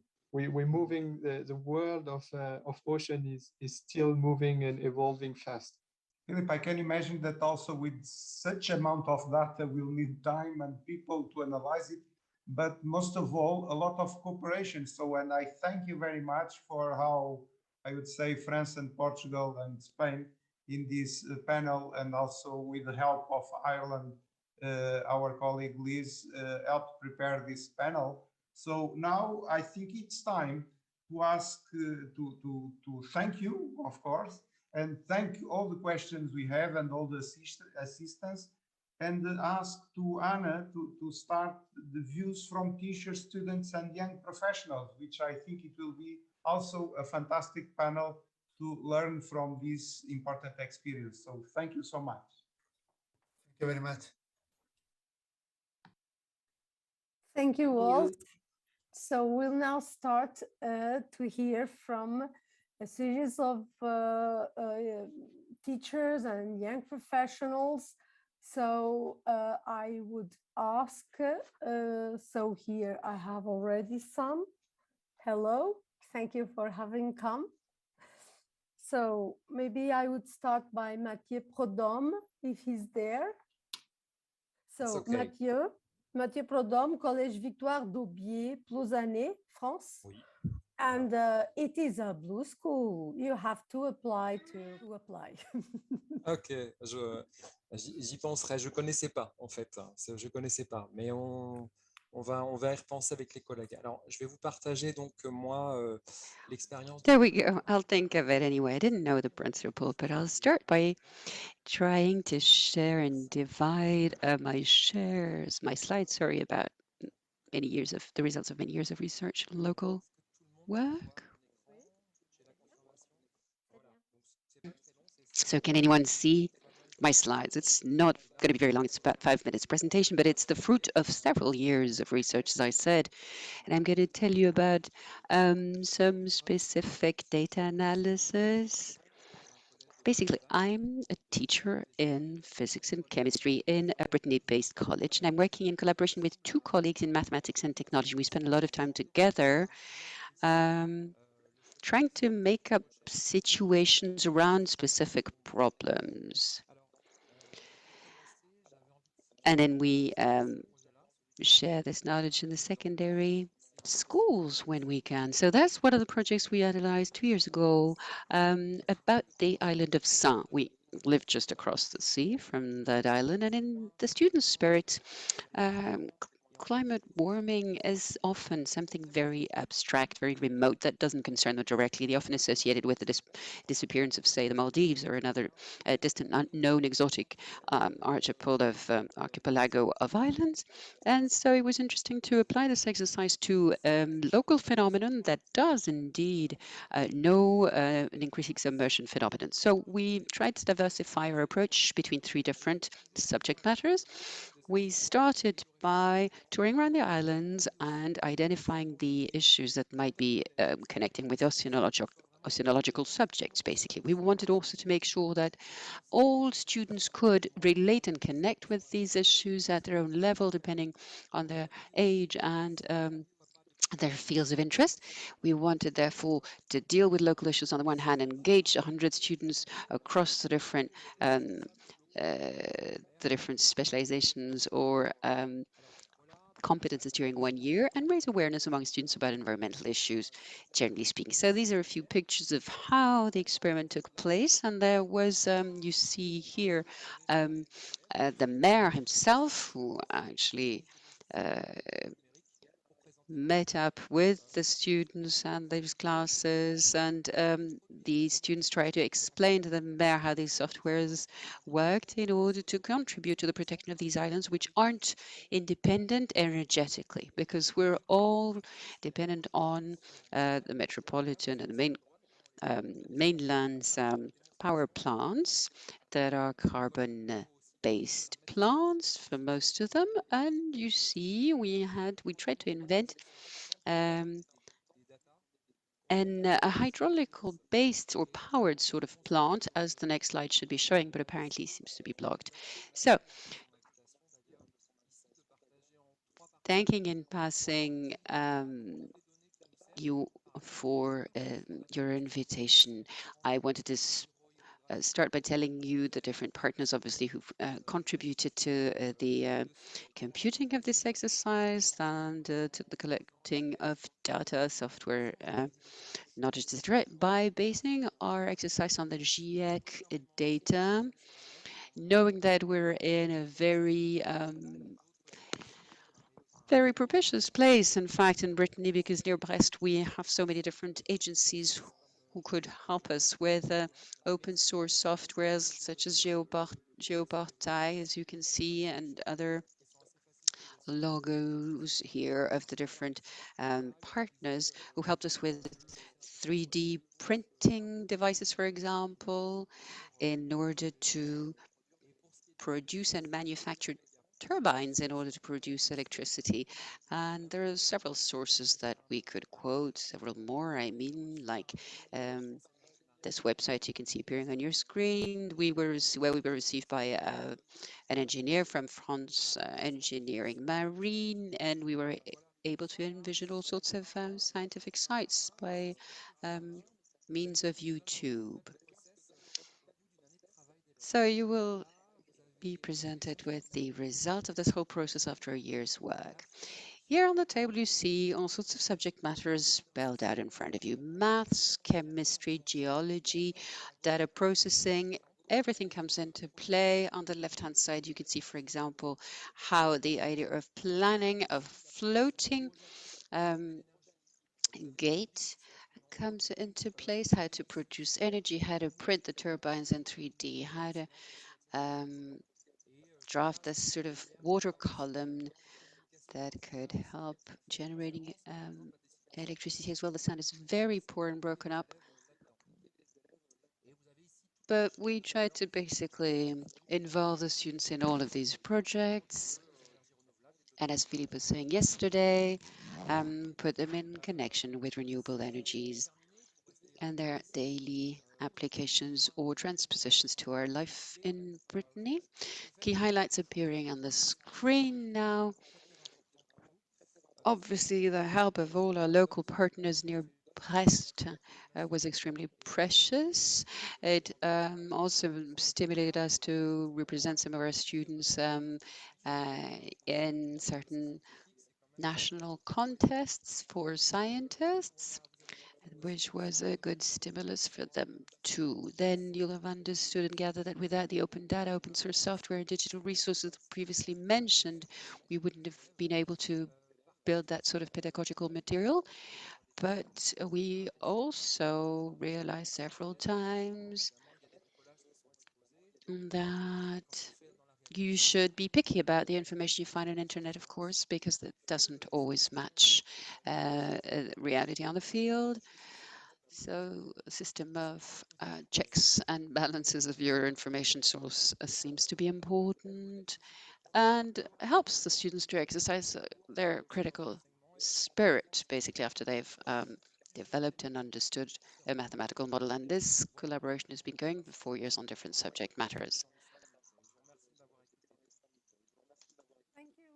Thank you so much. I think I've used up all my 5 minutes. I hope that this example can also inspire additional passages.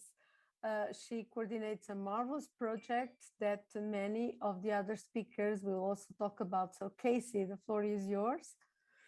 Hello, everyone. Educational Passages is a not-for-profit organization based in the United States. We are a teaching organization that supports educators and inspires people to learn and care for the ocean with a 21st century message in a bottle. Our key to success is personal connection with the ocean, the essential ocean literacy concept. The idea started in 2008 to send small unmanned miniature sailboats across the ocean with a GPS tracker and has grown into a global interdisciplinary science-backed ocean literacy program. It's comprehensive and adaptable with many entry points and tools available for all to join in. Like any boat voyage, it starts with a captain and crew, sometimes in a classroom and sometimes not. The boats are built by the students and set to sea by researchers, fishermen, cargo ship crews, and more, providing a unique opportunity for people to connect around the world. They sail with the wind and currents only, and because of the onboard GPS transmitter, we can monitor exactly how they are getting there, providing a new way to look at the message in a bottle concept. The idea is to keep the boat sailing and connecting as many people as possible, and for as long as we can, as the boats are recovered, repaired, and relaunched over and over again. Just last week, we launched our 160th boat into the Pacific Ocean, but about 80% of these have been launched into the Atlantic, which is the opportunity to present here. Each boat is special and has a unique story to tell, with some having multiple voyages. I'll share with you here one such story of the Galway Sailor. It started with the IFADO project. With support from IFADO and us at Educational Passages, 5 groups shown here set out to build and launch mini boats as a way to connect youth and the public with their research in a truly unique way. The first of the 5 to get their boat to sea was the Marine Institute in Ireland. The others are currently busy with the National Oceanography Center and Pilar building their boats as we speak and outfitting them with sensors to collect ocean data. Because there are GPS trackers on board, each boat can be tracked on our website, which allows for the world to follow along and come on board. The Galway Sailor is the name of the Marine Institute's boat. The project, which started as a kit sent by us, was part of the Kilglass National School certification as a Blue School, and we are so grateful to have been be a part of such a wonderful program. Mr. Peter Kane, the educator who led the initiative with the students, did a fabulous job bringing so many partners together and really took the project to a new level. He later noted that the mini boat was a unique and different project which appealed to all ages and offered genuine, inclusive, team-focused opportunities, ticking all the cross-curricular boxes of art, literacy, geography, STEM, and marine themes central to all. Thanks to Kushla and the Explorers Education Program, Parik from Galway Island Aquaria offered incredible opportunities to the students, introducing them to ocean literacy and inviting them to make their own close connections to the ocean and research in the process. The mini boats further allowed the students to share their messages with the world. So they decorated their boat, named it, and took wonderful care of the boat before setting it to sea. Kids really enjoyed it, and it's a once-in-a-lifetime opportunity for the school and the students to get involved in such an engaging, collaborative program.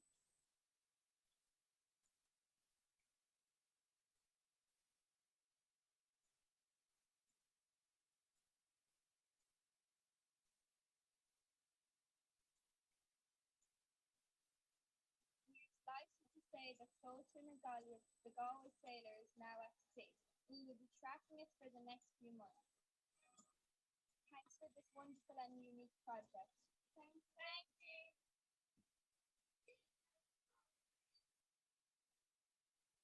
The Galway Sailor was launched on June 2nd of this year near the M6 research buoy. She quickly began sailing northeast. After 12 days at sea, the GPS stopped reporting, but we kept an eye on the predicted path, and when I saw an incoming call come from Norway, I knew immediately that it had to be the Galway Sailor. Turns out that the little boat had landed in the Lofoten Islands at latitude 67.98 degrees north. Yes, as Francisco said, the most northernmost mini boat that we have had land so far. We then asked the Marine Institute to analyze how the boat may have traveled there by looking at ocean current models, and you can see the result of the faded line here. So after 46 days of traveling well over 3,000 kilometers, what was once just pieces of a boat from a kit in a box has become an incredible learning experience and a digital tool in itself. These partnerships and tools that we utilize in our program are incredible opportunities to dive deep into our ocean and connect to so many people around the world in the process, which we hope inspires the next generation. We feel that our program helps to connect many of the pillars of the Atlantic strategy and would like to invite you all to join us in our mission by visiting educationalpassages.org/@sea to explore all of the boats that are currently at sea, each with a unique story, just like the one of the Galway Sailor. I also want to thank Kushla, Peter, the IFADO project, and the Escola Azul group, for without their collaboration, the story really wouldn't have been written at all. Thank you. Thank you. Thank you. Kushla is also a member of our task force. I hope she is hearing us. And we thank her for all this collaboration and also for the link to Peter Kane. Now we have another story of little boat from Escola Azul, Elia Martins. She's also from a network of blue schools and of course from the Portuguese program Escola Azul. Elia. Está sem som, tem que ligar o som. Hello. Okay, you have to put on your cell. I will speak in Portuguese if you don't mind. It's easier for me. I'm going to share my presentation. It's about the little boat Nada. Em português, então, para ser mais fácil, o barquinho Nada é dos barquinhos do programa. The boat Nada is one of the boats of the program. Peço desculpas que eu tenho que baixar aqui o som, porque senão ouço outra voz. Sorry, I just have to turn down my sound a little bit because I'm hearing another voice. Okay, É o barquinho português this mini do boat programa Leva Portugal ao come from Mundo. Portugal, so E nós it's aceitámos o called desafio Take Portugal to the proposto World. That's the na name of our altura program, pelo and we Quinto do took Mar, on the pelo, challenge launched by antes de haver o programa Escola Azul, organization e este barquinho permitiu-nos before trabalhar the algumas Escola Azul competências program relacionadas com o took oceano, place. So e também we trabalhar no started sentido de developing compreendermos melhor capacities when a it comes influência do to oceano em the nós e a ocean, nossa and in influência order no oceano. to better understand the influence Nós the ocean has on us and partimos do our pressuposto influence do on the programa, ocean. não é? É a tal mensagem na garrafa. So everything Imagina started lançar ao with the mar pequeno principles barco of não the tripulado program. e First segui-lo you enquanto put a message atravessa o inside oceano a ao sabor do bottle, and vento e then das you marés. launch E a para boat isso and nós just trabalhamos uma you sequência let de it go with the etapas. tide and the Começámos pela currents, motivação, and compreendendo o This all goes programa. through different stages. It all starts with the motivation of the Os- program, so the understanding of the Estudando a história do principles Oeste, and o the barquinho que chegou a idea. Portugal By studying, for deste example, programa, the pensámos, history planificámos, of explorámos this esse mini tema boat that em got to várias Portugal through disciplinas. Foi through trabalho this program. So interdisciplinar, we planned this, and projeto it was a abraçado por vários multidisciplinary professores approach e por duas turmas. project. Pensámos na decoração no Many barco e na mensagem professors que queríamos participated and transmitir. two Fizemos classes also lançamento participated, simbólico and e we depois thought about tentámos the message acompanhar o that we wanted to barco send. There no was a site da NOAA symbolic com launch, and simulações we e tried to previsões. keep track of the mini Eu boat digo tentámos with porque o simulations and nada predictions perdeu-se no oceano, through o digital GPS tools, of course. deixou de So it emitir started sinal. Nós há muito getting tempo lost que in não the sabemos ocean, nada so the dele, GPS embora system was estejamos no sempre à longer working, espera and it has been a de long receber time since we telefonema, uma mensagem last de knew que o about it. encontraram. We got a message recently about the boat having been found. So that Nada foi o is nome escolhido, the que tem um update bocadinho that a we have ver so com far. o ditado português, quem nada não se The afoga, name for the boat mas is também nada, which means nothing. It means, encontramos Almada, well, the one who swims Selmo, doesn't drown, so Atlântico. that's Voto very que interesting. fazemos There were para other que o barquinho chegasse, names fizemos proposed, for para que o barquinho example, chegasse a bom for an termo, acronym for e de nada, facto é it's acrónimo, navio Anselmo de Anselmo de Andrade, Andrade. boat. Além This was disso, the fazemos acronym that was referência à mensagem de Fernando created Pessoa, finally. o mito é We nada also que é tudo, refer e nós to pensamos que de facto era Fernando projeto Pessoa extremamente message, a interessante. very famous Portuguese poet. We find everything in the nothing. That's a thought by this very Nós important recebemos writer. o kit por montar, conseguimos a parceria com o Clube Náutico de Almada. We also received the E os kit to alunos put the boat together, to assemble it, aprenderam algumas estratégias básicas de navegação. and students were able to learn about basic strategies Estudamos for os ícones navigation, for example, for portugueses sailing. e como tínhamos duas turmas a We trabalhar no projeto, we dos went lados over do some barquinho of foi the decorado most com important motivos icons alusivos in a Portugal, Portugal. ao nosso So país. it was Do decorated outro with lado do barquinho things com related to motivos Portugal, to our alusivos à culture. Almada, So a this is nossa cidade. E, one portanto, side of the conseguimos, boat, de and then facto, on the other trabalhar aquilo side, que seria we a had identidade do some país e da navy cidade para poder elements, transmitir. and it included the country's identity and diversity, which we also wanted to convey to whoever was to receive this boat. O nosso barquinho está ali naquela imagem e, de facto, é uma imagem que mostra The o mini lançamento boat can be real em que seen on the aparece photo uma on casca top, de and nós in fact, no meio do oceano it's e a só real conseguimos launch. seguir, de facto, It looks através like dos just programas a little do a shell programa in the middle of the via o vast GPS ocean. no site do NOAA. Nós fizemos And lançamento this was how simbólico we para could testar track the a mini boat through the navegabilidade GPS do website. barquinho, estava We bem had a construído, symbolic navegava muito launching bem, day isso deu-nos in order esperanças de to que make chegasse sure a that algum it was well lado. assembled. It sailed very well, and we really hoped that it would reach a E destination. foram feitas parcerias para que, de facto, ele fosse lançado mais ou menos a meio caminho entre Partnerships were o also continente forged e o arquipélago da Madeira. so that we could create a Foi lançado connection no between oceano e the cá temos a continent and casquinha de the nós Madeira no archipelago. oceano que tentámos seguir através It looks do like a site little nutshell in the do ocean, as you can see, Educational Passage. and we were able to track it through the Educational Passage Nós website. fazíamos isto semanalmente, com cálculos, previsões, tentávamos ver This monitoring was a done velocidade on a do vento, weekly a velocidade das basis, and we correntes, did tentar some prever calculations onde in é que order ele to iria see what the wind speed ficar, and current speed estar was, na próxima to try semana. to Acontece que ele predict voltou where para the mini trás, boat foi would go recolhido, houve and where it novo would be lançamento. on the next week. Este novo In lançamento, that sempre case, what acompanhado happened em was that it direto, came utilizando, back de to the facto, shore, and we as had to competências relaunch. digitais dos alunos e a importância da And the divulgação relaunch was o mais also rápido done e o mais by abrangente possível. taking advantage of E all of the digital competencies of the students, and we tried to make it as inclusive as possible to make sure that everyone had a chance to participate. e estamos, de facto, ainda hoje, alguns anos depois, And sabendo que until today, a já few não há years after possibilidade de this, seguir digitalmente, mas continuamos à espera que there ele is chegue no a outro longer the país, a possibility to outra escola, digitally para track it, podermos but trabalhar we em are still conjunto. waiting for some other country to get in touch with us in case they receive the mini boat and we can work together. Thank you so much. This was the case of a boat that did not want to leave Portugal, but once it left, it was no longer found. So I'm sure that students learned quite a lot and they had great support from the scientific community because all of the conditions were created in order to make this happen. Okay, I think now we will switch to English once again. For Ocean Young Ocean Advocate. And so, Aurélien, please. Sorry.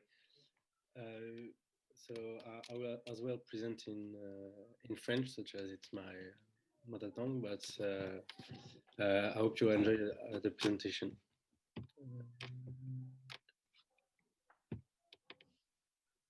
I will share my screen if it's working.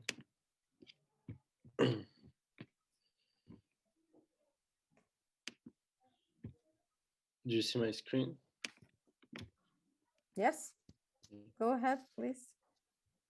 No, it's not a good one. Sorry. Sorry, it's not a good one. I have another presentation. It's not a good one. M'excusez, je me suis trompé de présentation. J'en ai une autre qui suit juste après. So I'm really sorry. I'm really sorry, this is not the adequate presentation. Okay, just speak. Okay, it's perfect.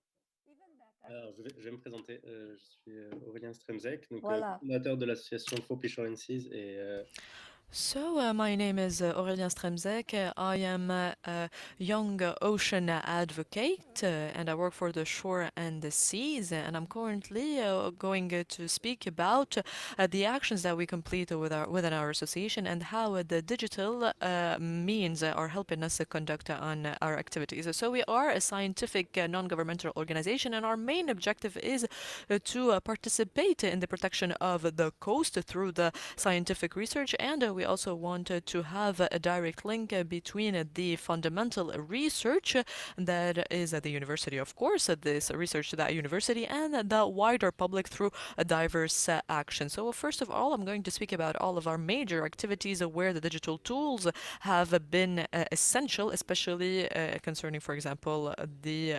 long-term activities of that we are currently conducting in the region of Aquitaine in the south of France, and we are currently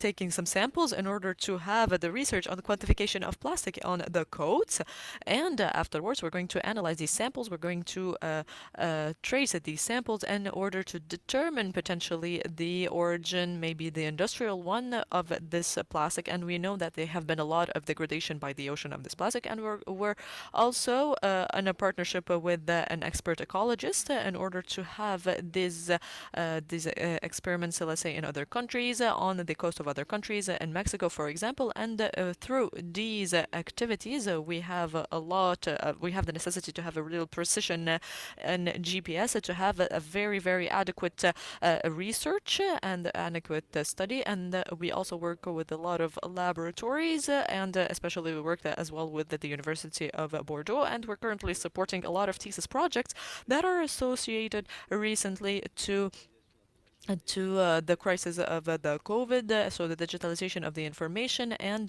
the situation is now imperative for us to do that. And of course, we call it Café Science, so Science Cafe. So we invite researchers and PhD. Sorry, Aurélien. You are speaking really fast. I'm not sure if the interpreters can follow you at this pace. Oh, excuse me, I'm going to speak a little bit slower. So we have conducted an event. So this is an event where we try to give the possibility to speak in during a cafe, let's say a scientific cafe, to some speakers and to some doctorants. So we have two sequences in order to have this sharing of information via thematics and via these thematics. So we have some experts and we have some amateurs, let's say, and in order for us to be able to generate some solutions via collective, of course, intelligence. We are also searching to fight of course, to fight the misinformation that is related on the internet, to the internet, and to everything that's digital via, of course, social media outlets, and all of the data that we are proposing for our scientific publications that unfortunately require a lot of analysis. So the panics, for example, the pollution that we see on social media, etc. So they have some misinformation that is spread via social media. Maybe they are explaining some phenomena, but in a very inadequate way. So I really wanted to speak about that. In addition to that, we are developing a numeric tool, so very short 3-minute videos in order to explain a scientific article that's related, for example, to the pollution in 3-4 minutes, in order to really extract the essence of this video, in order to really make it very clear to a lot of people, to the public, and to clarify the idea of protection and the necessity of the protection of the oceans. In addition to that, I really was really brief in tackling the numeric activities that we conduct at our association, and in addition to that, we use a lot of the numeric tools, especially in the context of the COVID that we all know. And I think that we need to have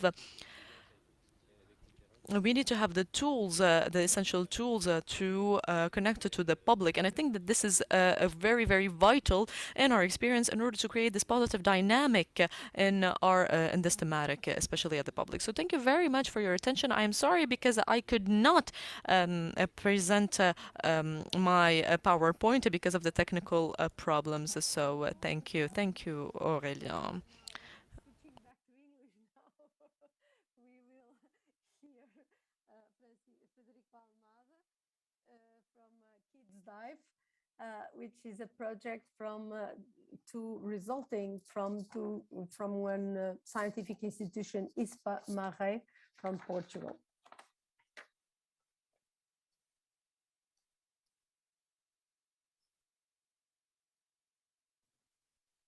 I hope you can all hear me now. Yes? Okay, I'll be sharing my screen. So first of all, let me thank you, Anna, for this kind opportunity to participate in this blue economy and the digital transition webinar. It's really nice to be here. I would also like to thank all our partners and also the projects that are currently funding our project. Let me talk to you a little bit about the history of our project before I go into the digital transition subject, which is basically what brought us here. So I'm a marine biologist, and in my current days, I witness all the changes that are occurring in the places that we currently study. And we are currently studying areas that are right next to the land that we inhabit, and also under the water. And that is basically the main topic that I bring you here, which is there's no time to waste. I mean, what we witness every day is that things from habitats to biodiversity, to marine biodiversity, are changing, and are changing not for the better, but for the worst. And so we are trying to bring all the knowledge that we are able to collect in our day-to-day work and to share it with the public. And to share it with the public that it's between 8 and 17 years old. And we try to do something different, and different in this way. We usually think about the ocean as something that we are used to see from land. And we are trying to bring the perspective of a marine animal into all our participants. And that's how Kids Dive just appeared. I mean, the name of the project is self-explanatory. You can see here that we try to show what is underwater, and mostly to show that underwater is not such a hard place to get and to explore. It's actually very easy to do it. And we prepared this practical work that we were proud of. But then, of course, COVID-19 arrived, and we have learned to also love the this digital transition that we are talking about here. And actually, What we tried to maintain was this immersive experience to show what's underneath the water to everybody. But we brought these cardboard masks that you see here, and we can apply our smartphones into these masks, and we can do an immersion that it's actually a 3D VR 360 scuba dive that we are able to do with all our participants. And not only this, but we also tried, while all the schools were confined, we also tried to do some live sessions from the ocean. So we did some live sessions by the using Instagram TV app, and we connected ourselves. We were in the field working, and the students were in their schools, but we managed to get to them with these digital tools. I would like just to share a small video so that you can see how they react. I could put the sound on, but I'm sure that you can see also their reaction. It's just a small video so that you can see that this is really an immersive experience. So they are, as we speak, they are watching some dolphins underwater. And as you can see in these kind of rooms where they can move around in their chairs, they can watch these wonderful images in a 3D environment. And actually, we had a surprise because it was really surprising to us, because I strongly believe that this practical underwater experience, the scuba diving, the actual scuba diving, was the most important tool to get to these students. But we get some emotions from them, which was from students that were not really interested in scuba diving. They were not even into the ocean protection theme. But then when they saw this tool, this digital tool, they reacted in an unexpected way. So they told me that, okay, it was nice to scuba dive, but I really enjoyed this using these cardboard masks and just watch it from my school. So this is just so that you can witness what we were also able to witness. Another good surprise that we had with this project was that these digital tools allowed us to reach a much wider audience. So we were reaching about 400 kids each year, and we only started in 2018. And we reach more than 1,000 students with these digital tools. Of course, I'm not sure that the impact is the same. I'm not sure that we are managing to pass on these ocean literacy values to all the participants as we would in a practical project. But anyway, we reach a wider audience. And so that you can know where we are right now, we are currently a national project, as you can see here. We are producing some of these underwater videos in this VR 360 format, thanks to a National Geographic education project. And next spring we'll be in our first international edition in Norway, bringing along with us these digital tools that we want to show everybody, and to show teachers that they can actually use them not only for scuba diving, but also for other VR 360 videos that are available online.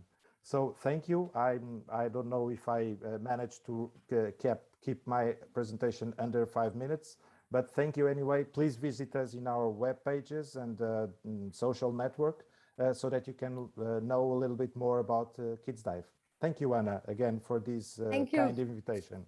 Thank you, Federico. Thank you. I think we all want to dive now. Now, finally, we have another underwater. No, now it's e-classes. I would have Tristan Hatin from Oceanopolis, Brest. Oceanopolis is a big aquarium, and they are using also the digital on behalf of the ocean literacy. So, bonjour Tristan. Oui, merci beaucoup pour l'invitation. So hello, Tristan. Yes, so thank you very much for the invitation. So we're going to speak about the digitalization and about the device, the apparatus that we have at school. So the culture, the scientific culture, and it is open, of course, for the public. And we have faced the COVID-19 crisis last year. So we have had to reinvent ourselves in order to have this pedagogic continuity with our public, especially with the 35,000 scholars that we welcome every year. And of course, we wanted to continue sharing these this information related to oceans and our to our public. So how can we do that, especially that our center is closed, that some of the classes are closed, and that the students could not move anymore? So we have tried to promote this during the first lockdown, and we have developed something called e-classes of Oceanopolis. So these are workshops, of course, virtual, and they're in the form of video conferences, despite the fact that we do not like the term video conferences because, of course, this is something. Let's say this is a speaker that's speaking to a public, etc. So we wanted to have the most interaction between the students that are present in the classes and the scientific mediator that was at Oceanopolis in a classroom that was equipped adequately. So how did we do that? In order to have more interaction, the highest number of interaction, the highest amount of interaction, sorry, in our classes. So we had, of course, webcams, which was a dynamic webcam that was following the mediator immediately, which was really dynamic. So in addition to that, we had the touch screen that was present, and you're going to see afterwards in the scope of these conferences, these workshops, we sent our students a manual with many activities that afterwards they'll have to complete, and it's going to take 1 hour to 1 hour and 15 minutes. And at the same time, we're going to be able to correct these activities. So the scientific mediator is going to be able to write the correct answer on the board that's going to be projected via, for example, the screen. So this dynamic screen that's going to allow the response to be available and visible to the students directly.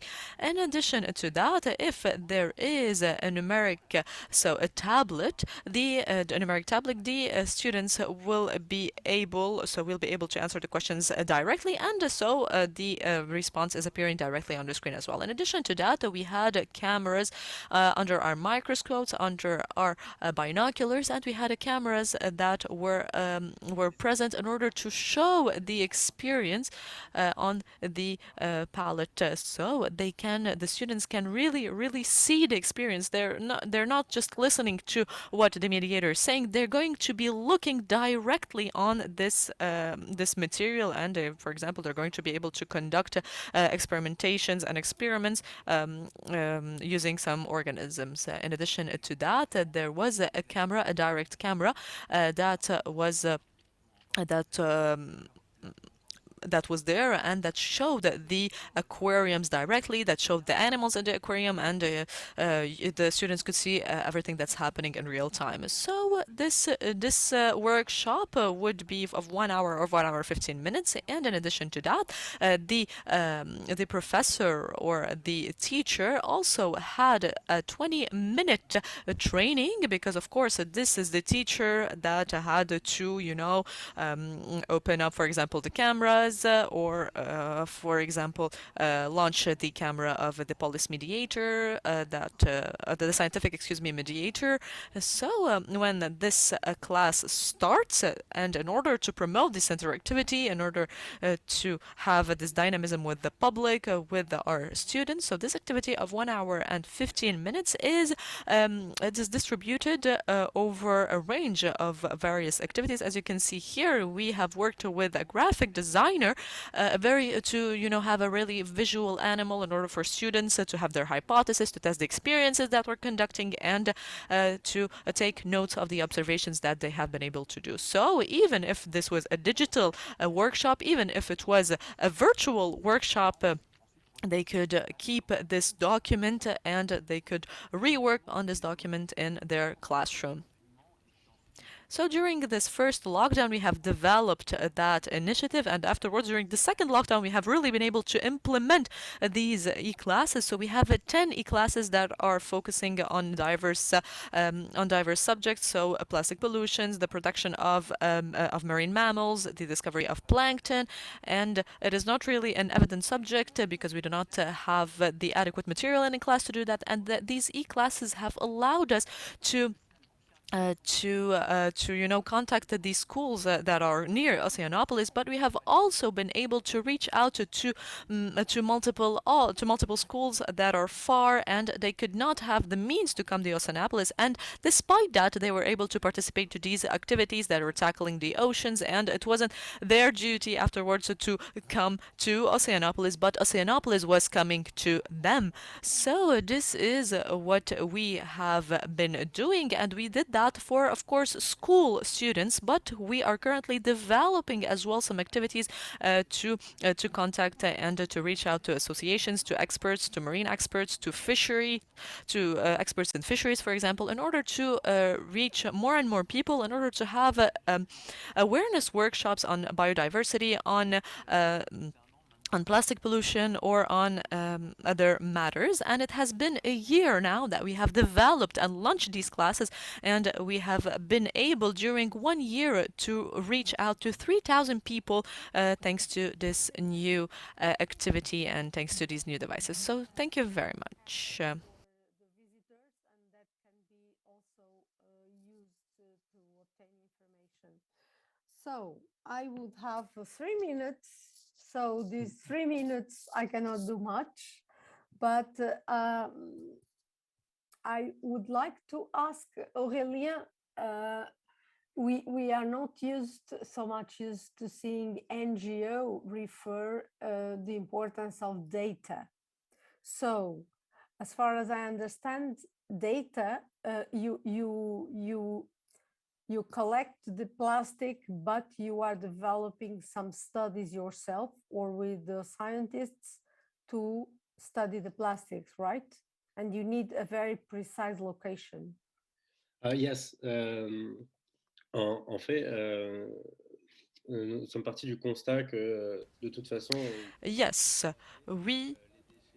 we know that we could not be that fast in collecting let's say, the polluants. And of course, we can already use. So we can have this gathering, gather these, let's say, this debris, and of course we have a lot of mechanisms that are put into place, and we have a collaboration with laboratories that allows us to collect and to gather very precisely the data that's related to the pollution on the coast. And this is how we do that. This is how we have these processes over a certain period of time in order to be able to have the adequate condition in order for us to collect this waste. And afterwards, when we are done with collecting this waste, we have a list that is inspired by the OSPAR protocol, and afterwards we manually sort out all of this waste in order to be able to study it afterwards. So thank you very much. I think that we have seen many inspiring diverse projects. About how the digital can be used in ocean literacy and education. And from the very sophisticated, I would say, sophisticated project from Mathieu Prodhomme to the other more easy to follow up, but very rich, also involving multidisciplinary and multicultural issues, like the education passages, and we have seen it being used by different countries in different continents. And then we see this use, the need of data for coastal resilience, a coastal resilience example, pollution. And then we have seen two examples of the use of the power of the digital for education in terms of imaging, in terms of giving awareness of the students, and could be also to the public at large, to adults, give them awareness about what is under the waves, the biggest part of the ocean that we are not aware of, and also how an aquarium can extend its outreach with the digital.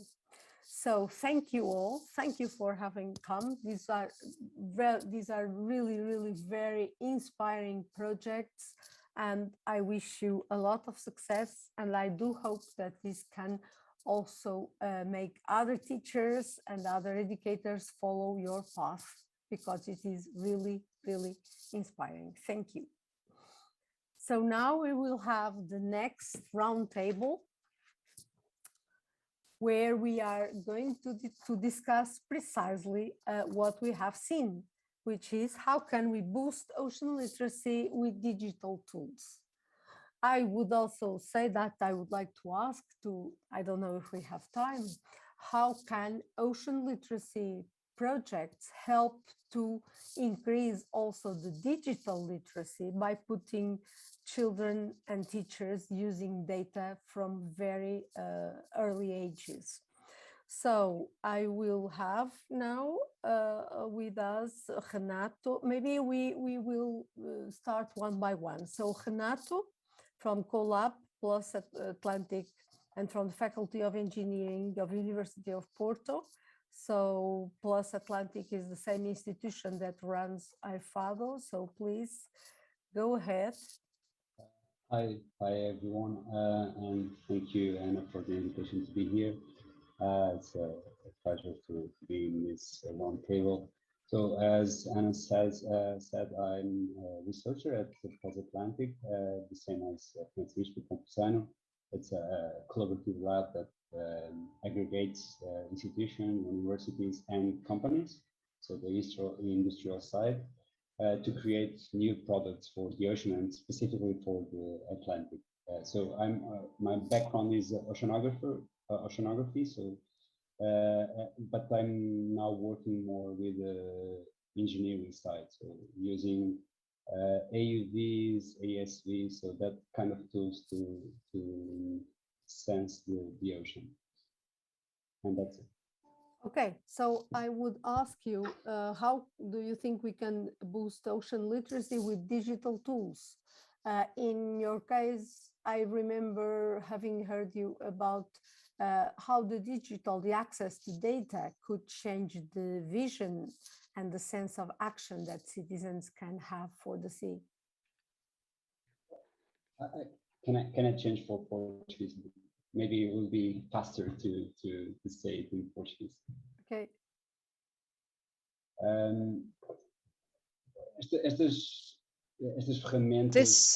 These tools, these current digital tools, are very close and will bring even more closer, perhaps with the spreading of even more futuristic models. And now with the Internet of Things, with 5G, and they're going to bring closer the scientists working in the oceans, with the children, with the youngsters, who in order for them to have more awareness about the ocean. And we need to have two concrete bases. First is a quick access and easy access, like Francisco managed, of the FAIR system. So to have a standard way to access this information, this database, and in order so that it is also in real time, so that it can be easily accessed. And this is something that we can perhaps look at our colleagues that work with the meteorology and who already have created a virtual network, which is a robust network. And perhaps we can look at them and learn about this standardization that we perhaps need to apply in the oceanography.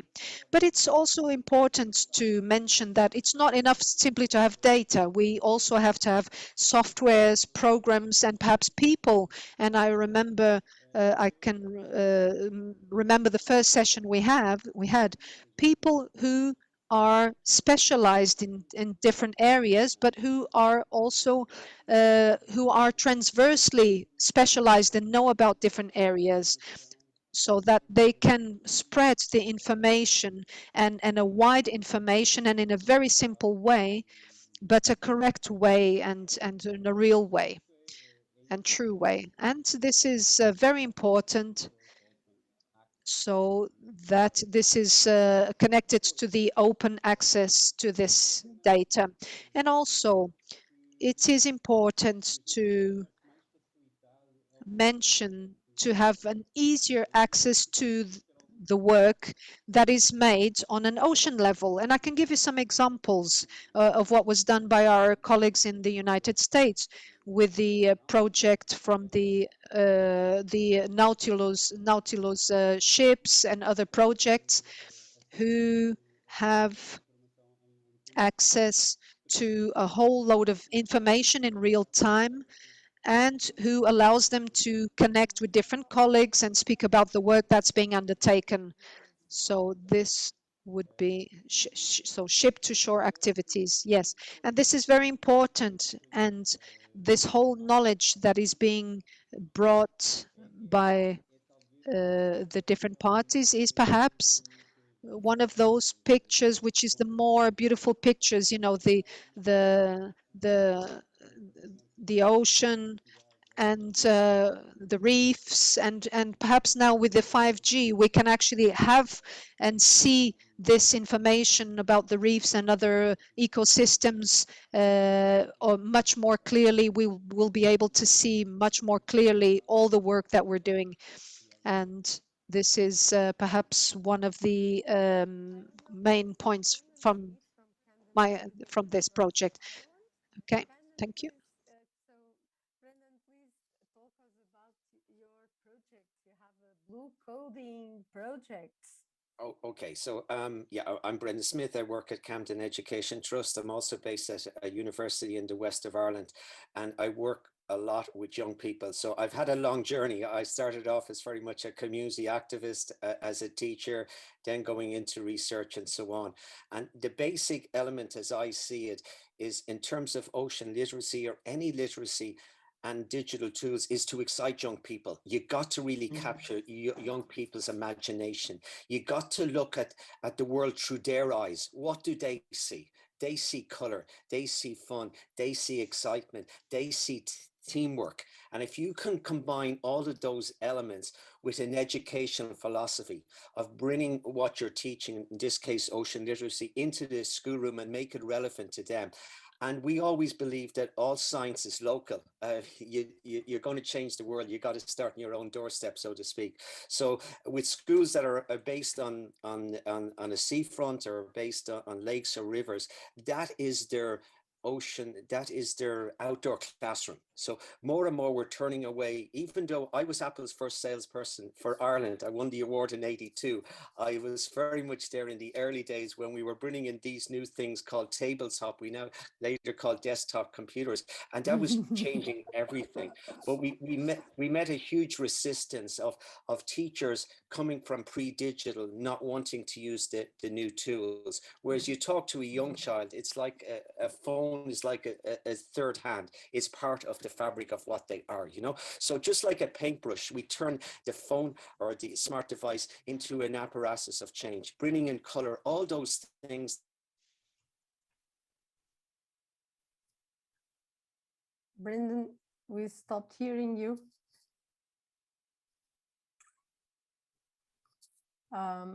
Brendan? I think we lost Brendan. Well, I think we lost.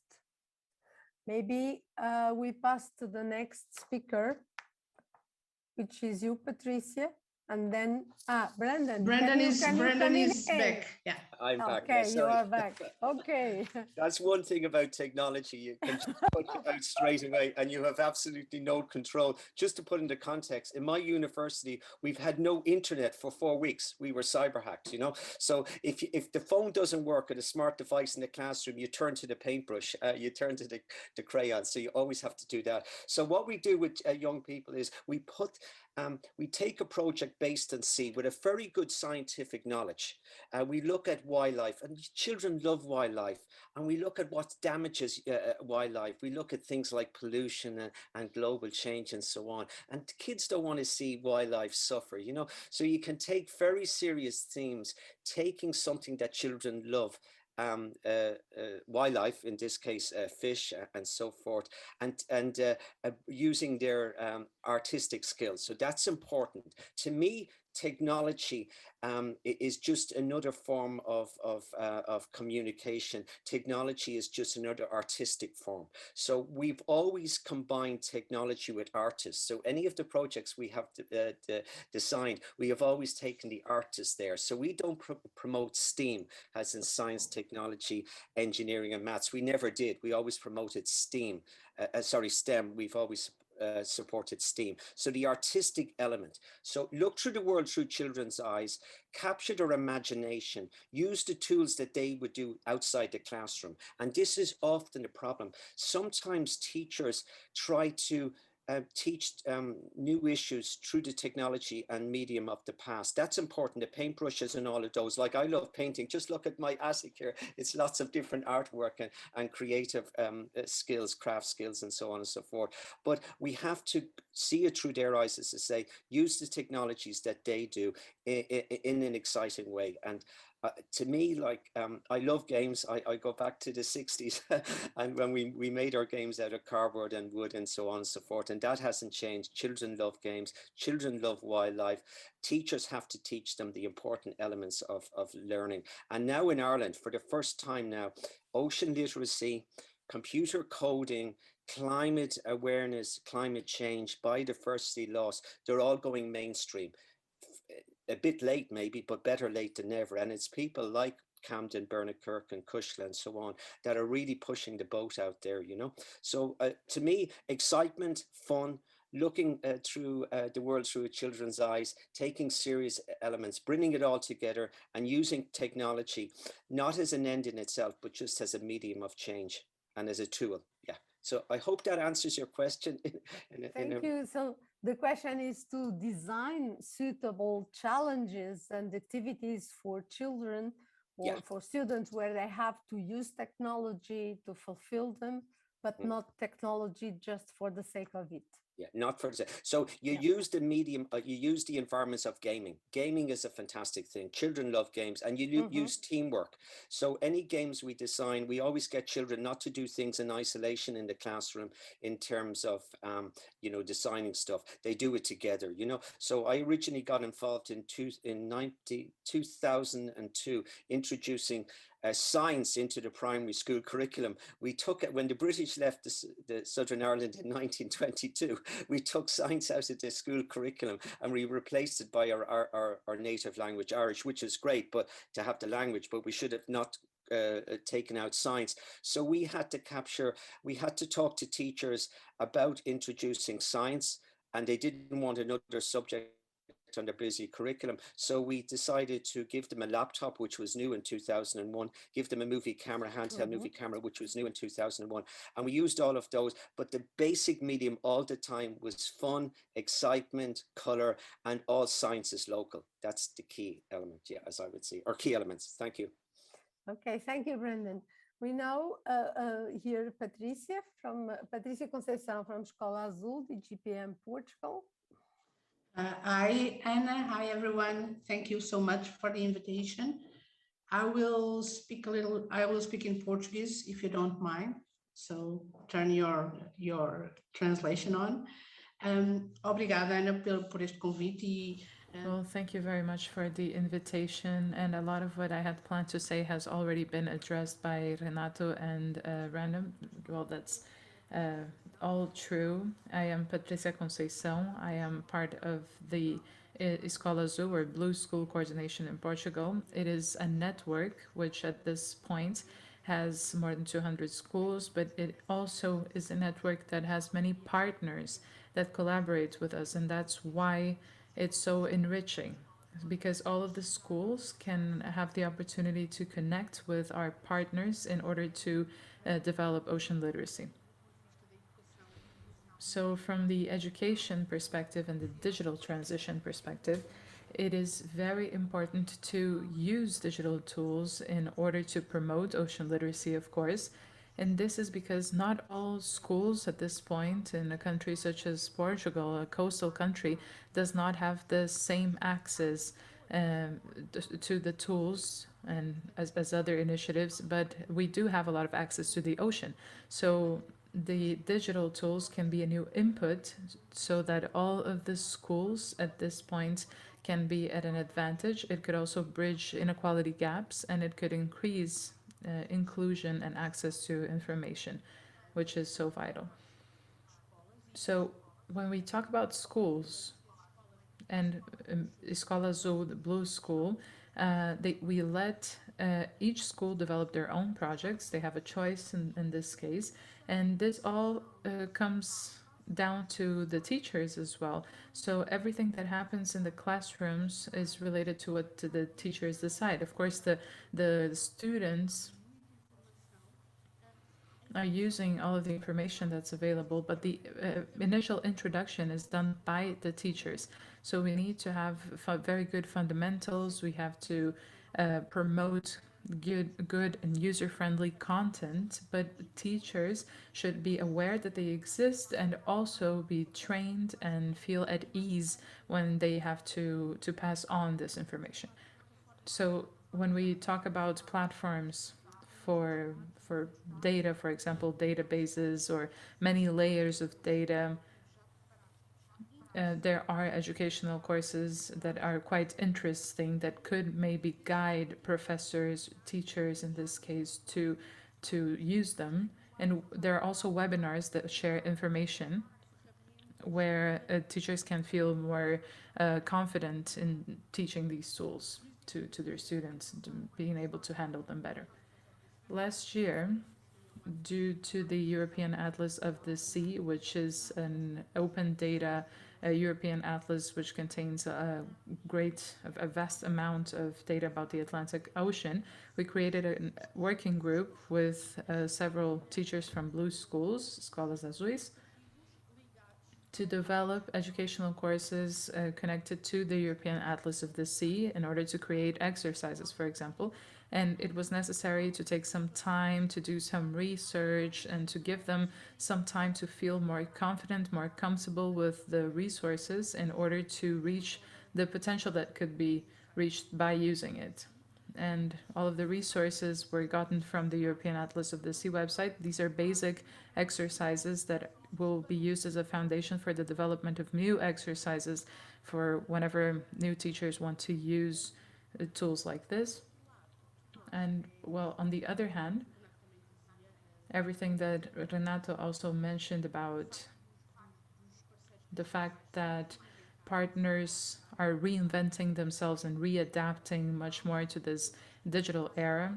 It's very important. And in this case, it's very important to remember that live streams, for example, are difficult to do when it's in the ocean, right? So in ocean missions and all of this, if all of this is broadcasted or transmitted, it could be of great value. Thank you. Thank you very much. She is from the European of Marine Science Education Association and also from the network of European Blue Schools of the Ocean Coalition, EAV. Yes. So good day, everybody. So I work for European Marine Science Educators Association, and our network exists of marine educators and scientists and teachers these days, all with the goal to enhance ocean literacy in Europe. So I managed together with Anna, the network of European Blue Schools, and I would like to share some of our experiences on how to boost social literacy with digital tools from classes all over Europe. So first thing we saw that more digital tools and platforms, it actually means that there is an increasing access and increasing opportunities to engage and connect teachers and students to ocean issues. And that is all really thanks to the pandemic. It all got into the next gear where schools were forced to teach from homes. And then you see this movement of especially marine educators as organizations like Aquaria or science centers who have really been developing these e-classes, like you saw with Oceanopolis in Brest. So that was a nice, that is a really nice movement. More podcasts, documentaries, magazines, e-classes, reports, they became available thanks to the pandemic.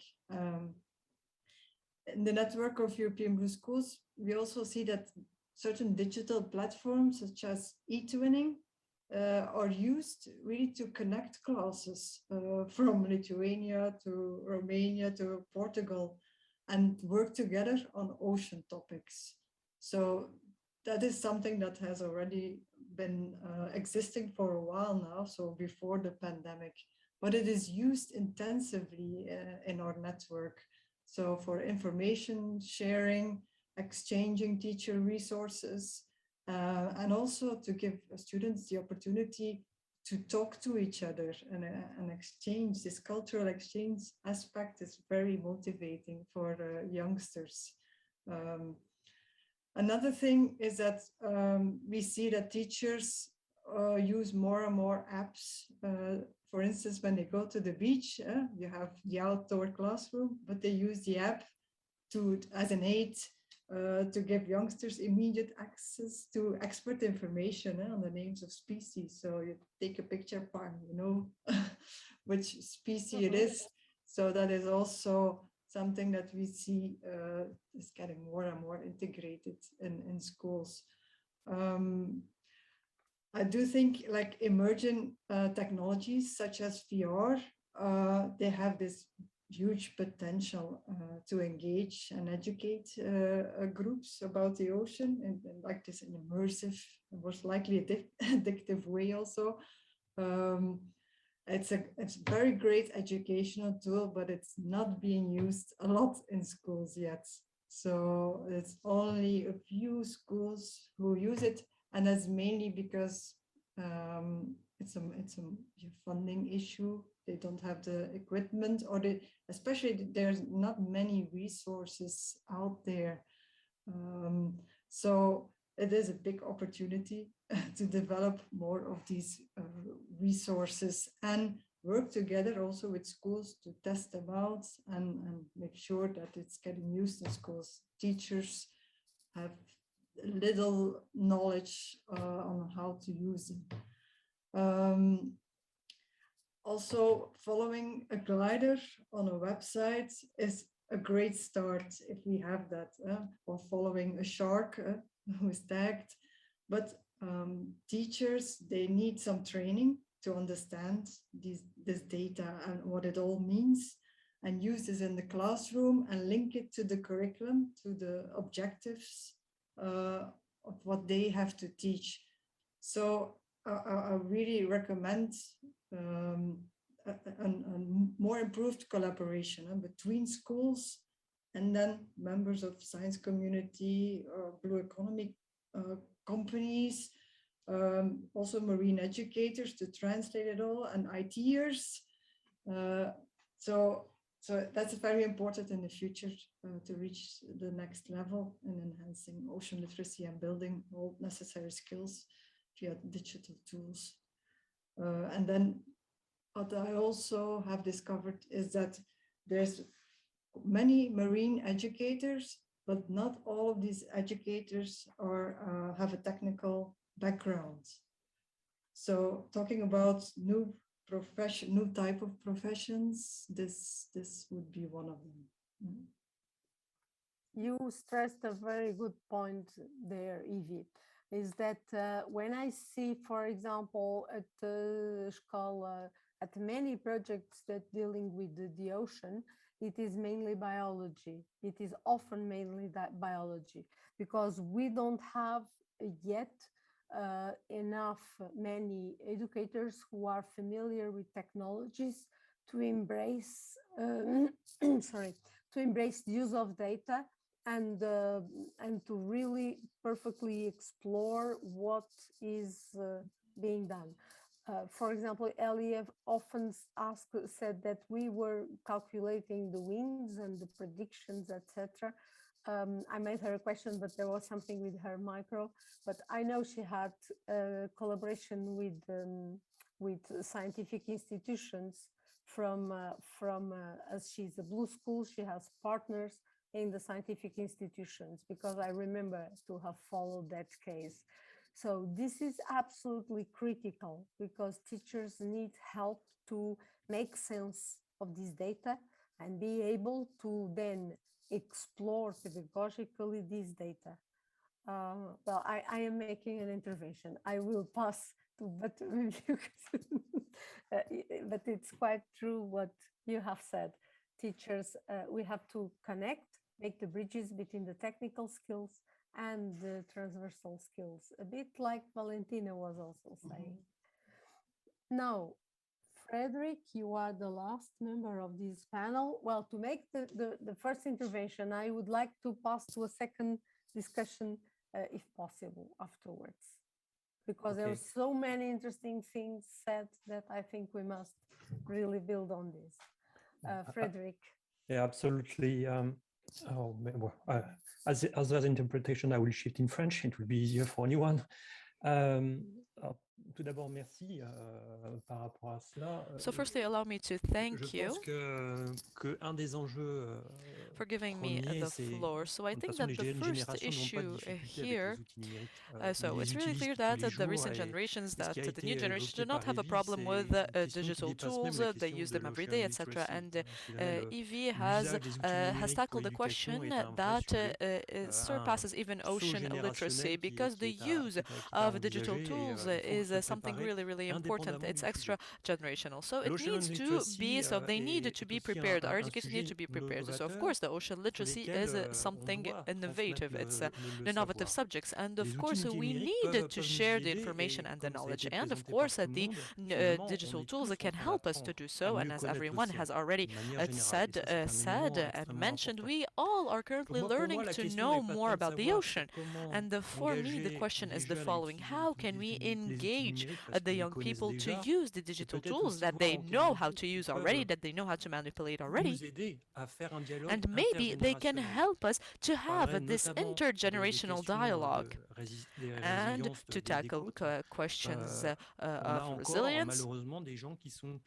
And unfortunately, we already have these skeptic people that do not understand the impact of the environment and the climate change and etc. So currently we're becoming more and more conscious about the issues. However, currently we do not have the capacities of the modifications. How are the impacts that we're going to have every single day, especially after the changes of the environment? So I think that the digital tools can really help us to explain all of this, to clarify all of this. And I think the young people also can help us spread these messages to the decision makers, for these people to understand, for example, that tomorrow some elements are not going to be present anymore, and we can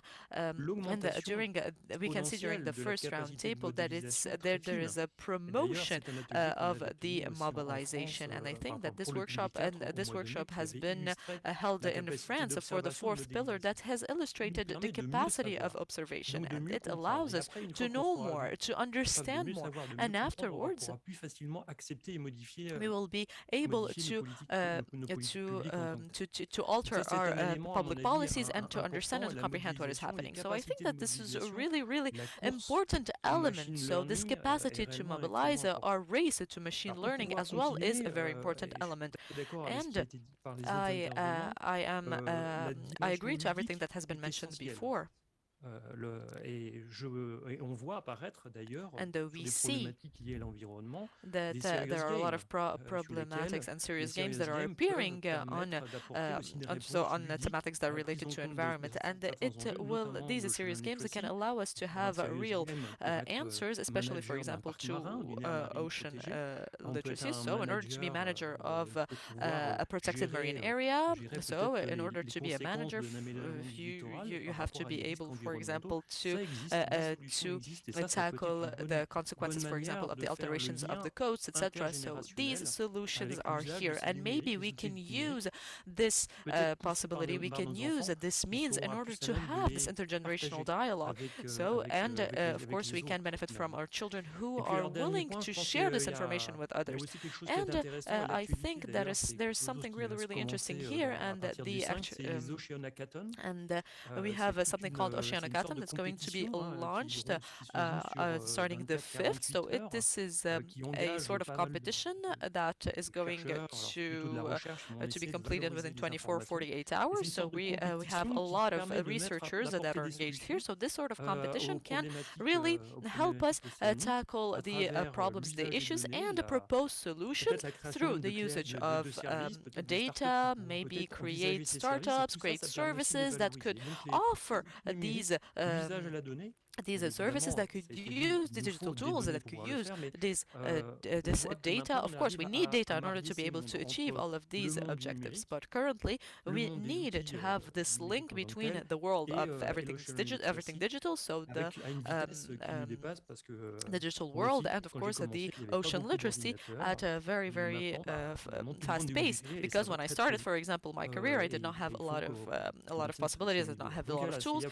But beaucoup de choses. currently, Les everything has serious games changed, and I sont think that we pour need moi to une adapt manière to this justement level. For me, d'engager the serious l'ensemble games are des going to générations be et ça peut a être, means in order to une bonne engage the manière multiple et generations, and ce I think that can challenge, be ces a really, Ocean really good Hackathons qui means. s'ouvrent à And the partir challenge du 5 novembre peuvent aussi être des so stimuli and the et challenge intéresser. is there, Parce and que of je pense course qu'il y a maybe the aussi un competition is enjeu, going to be c'est launched starting the ce qui est 5th important, is c'est going to be d'arriver à really faire en sorte interesting, que and les affaires we need to be liées à la able mer ne soient pas qu'une affaire de gens initiés. Il y a un vrai enjeu, c'est de we need partage de really to l'ensemble be finalement, able parce to que share on all parlera de this la information for pollution everybody. There is not en only mer the par exemple, experts, the marine c'est pas experts juste that are les gens qui engaged sont in au bord that. de la So mer, c'est tout le monde. when we Il talk, faut for qu'on soit example, about sensible et qu'on pollution, soit everyone needs to be engaged. We bien need to conscient be de ce bien commun, aware. comme We l'a need to be précisé conscious au that tout this début, problem exists, dans and son we need to intervention. share them with everyone. So thank you very much, Frederick. Since we are going to have to learn the whole life, really from the small children to the older students, like those who go into the ocean hackathons, but it's the whole spectrum that must really benefit from these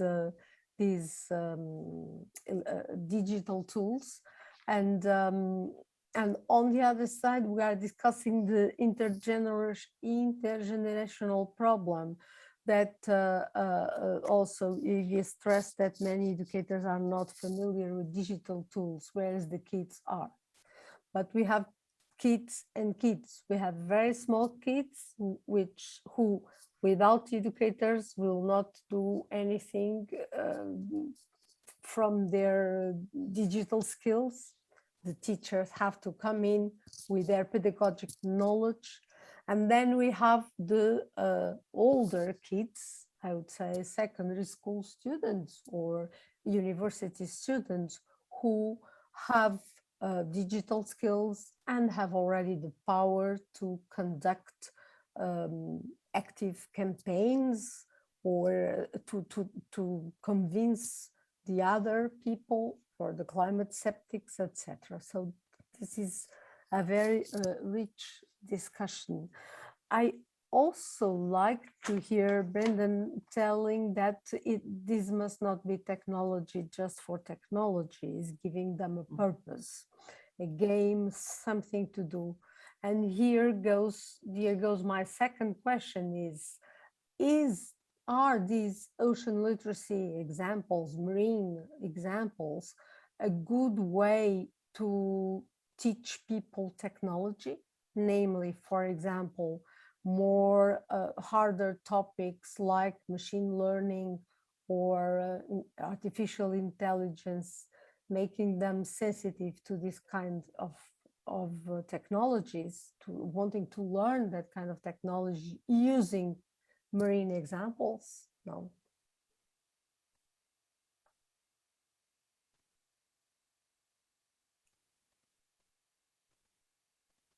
In any case, these technologies and use of data, for example, from the ocean, we can get some very nice examples of phenomena that can be studied with data.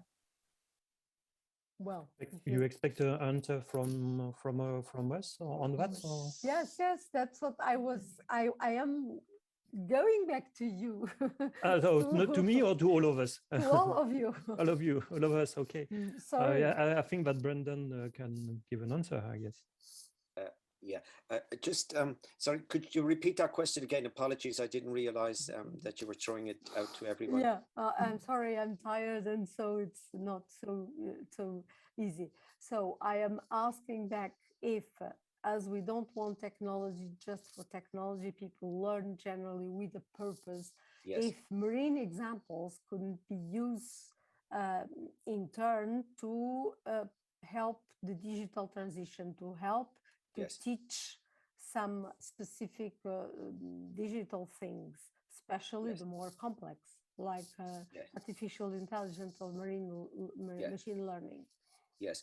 So what I tend to do in the classroom myself, I in case I didn't make it clear last time, I use Scratch, which is a graphic-based animation type of coding language with color and based around animated characters. So it excites children, first of all. But what I always do is I show them where technology is going and show them how technology has benefited the world in terms of oceans, from the 1960s satellite photography that showed the retreat of the glaciers that we can now measure over time, the data that's been collected on the warming of the ocean. So all of that is knowledge that's mature, it's adult, but it starts them on a journey.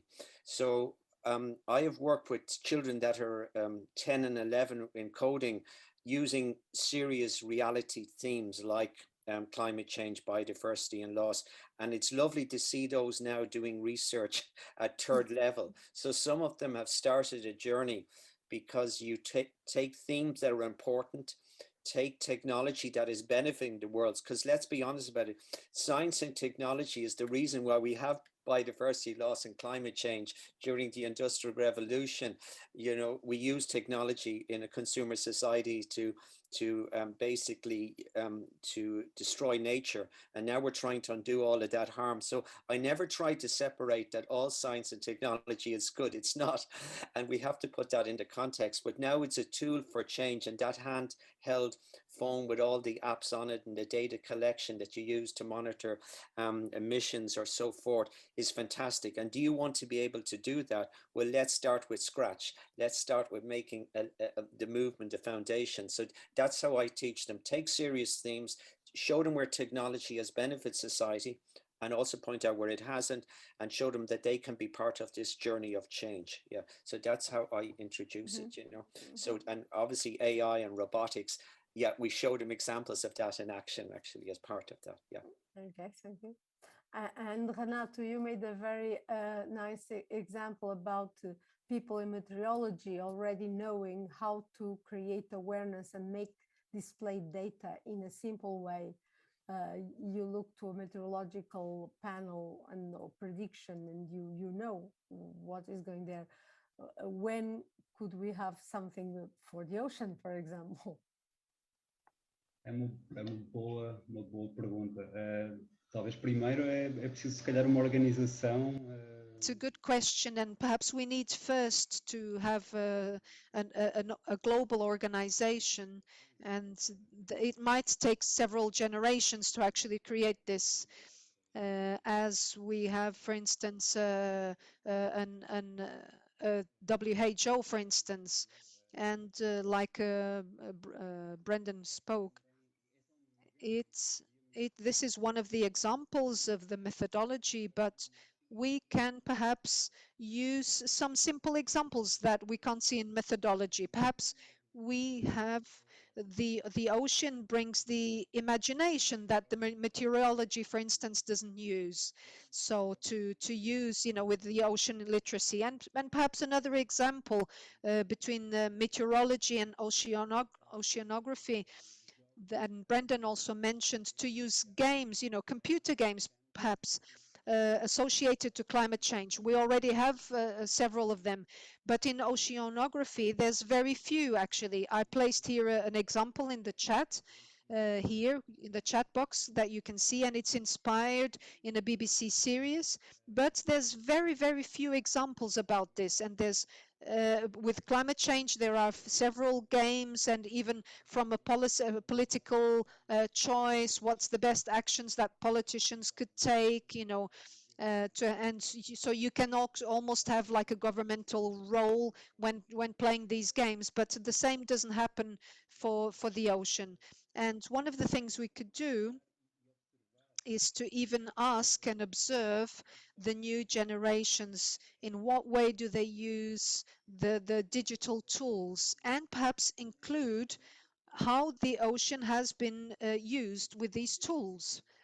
And there's even games like Minecraft that really have show a lot of initiatives when it comes to climate change, but very few with oceanography. So yes, it is used widely by students, and perhaps we should use more of these tools. Perhaps not just create, but use better what is already used by the newest generations. And we should perhaps think that the new generations are not uniform, right? We have many different types of audiences according to the geography, and even within the country, you know, thinking of Portugal, we think that, you know, the idea that kids that go to a school have, you know, a school which is by the coast, the perception they have about the ocean is totally different from students from a school from the interior of the country. So we want to adapt this obviously for the different student populations. And this can bring benefits because the vision of those children is different from the ones that sometimes we think that they will have. So I'm talking about Portugal, but this could be adapted to any country, to any different realities. So there's not just one path. We have to explore the different paths that we could take. Thank you, Renato.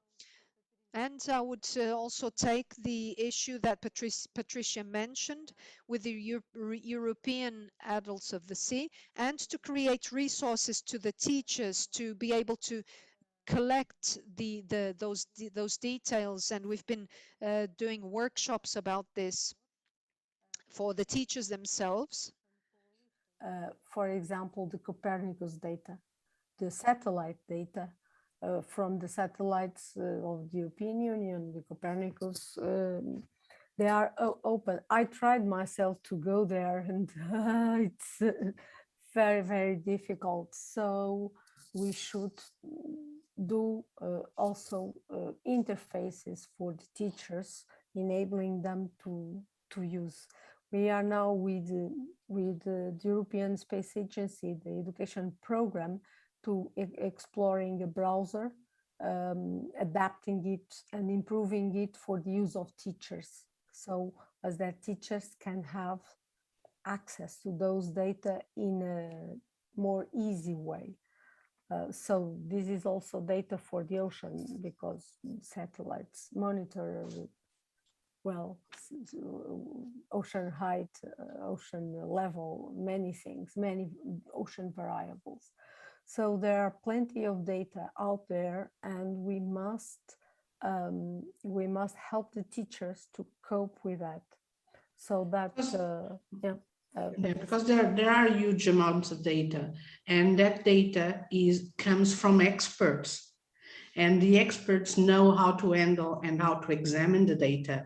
But if you use it in an open data platform, it has the interface has to be ready to use, easy to use, user friendly, and it has to guide the teachers in, if you want to work this topic, you go this way, and if you want to work this topic, go this way. Otherwise, you have that huge amount of data, but you can't use it, and if we don't use it, they won't use it also. So.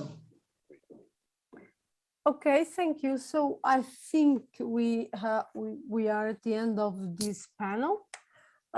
I thank you all for all these very rich experiences and suggestions. We'll take good note of them and prepare a document with all your ideas and suggestions. And I now would start the conclusion. I would pass maybe first to my colleague Philippe Mombé to start the conclusions. Thank you, Anna. Thank you very much to everybody. And I'm glad to see that the link between the Pilar 2 and the Pilar 4 is quite obvious from all this rich discussion. I will try to wrap up a bit. Digital evolves quickly. I heard the term of journey of change, and we are clearly in this journey with some challenges and some benefits. Benefits is obviously access to data, access to knowledge that is facilitated from the digital world. But the challenges are also the volume of data, the diversity of data that we need to put together and capitalize on this. There's great initiatives regarding digital and the ocean. We heard about Kids Dive. We heard about eClass. We heard about an experience of NGOs using also this. And I have a special thanks to the teacher, Mr. Prudhomme. I wish I had a physics teacher like him. He's really inspiring, and he is a teacher for my kids. So finger crossed, we might have 2 new oceanographers on the way. We will see that. Awareness was discussed a lot. I would say the sooner is the better, from kids, really little kids, to more grown kids. But I think we have to start this first. Brandon mentioned the fact that we need to have some fun. I still have some fun doing my job, so I might still be a kid. Obviously, yes. Some fun, some work, some colors, teamwork, which is really important. So this needs to be not forgotten. What I also see is the volume and the different access that is some sort of significantly multiplying. And it's quite frustrating to not be able, as a human being, being able to uptake all this information. So we need to be careful on that and try to not multiply the initiatives. And the final words would be, we need to not stay in the digital world. All this digital optimization of all these digital benefits need to come back in the real world. And that's what I like in the Mr. Prudhomme story. They finally build something from their hand using digital, but something that needs and that helps to go back to the reality. I hope I write up the main discussion as best as I can. Quite a perfect wrap up, Philippe. Thank you very much. I would just end by thanking you all, thanking all the participants and all the panelists.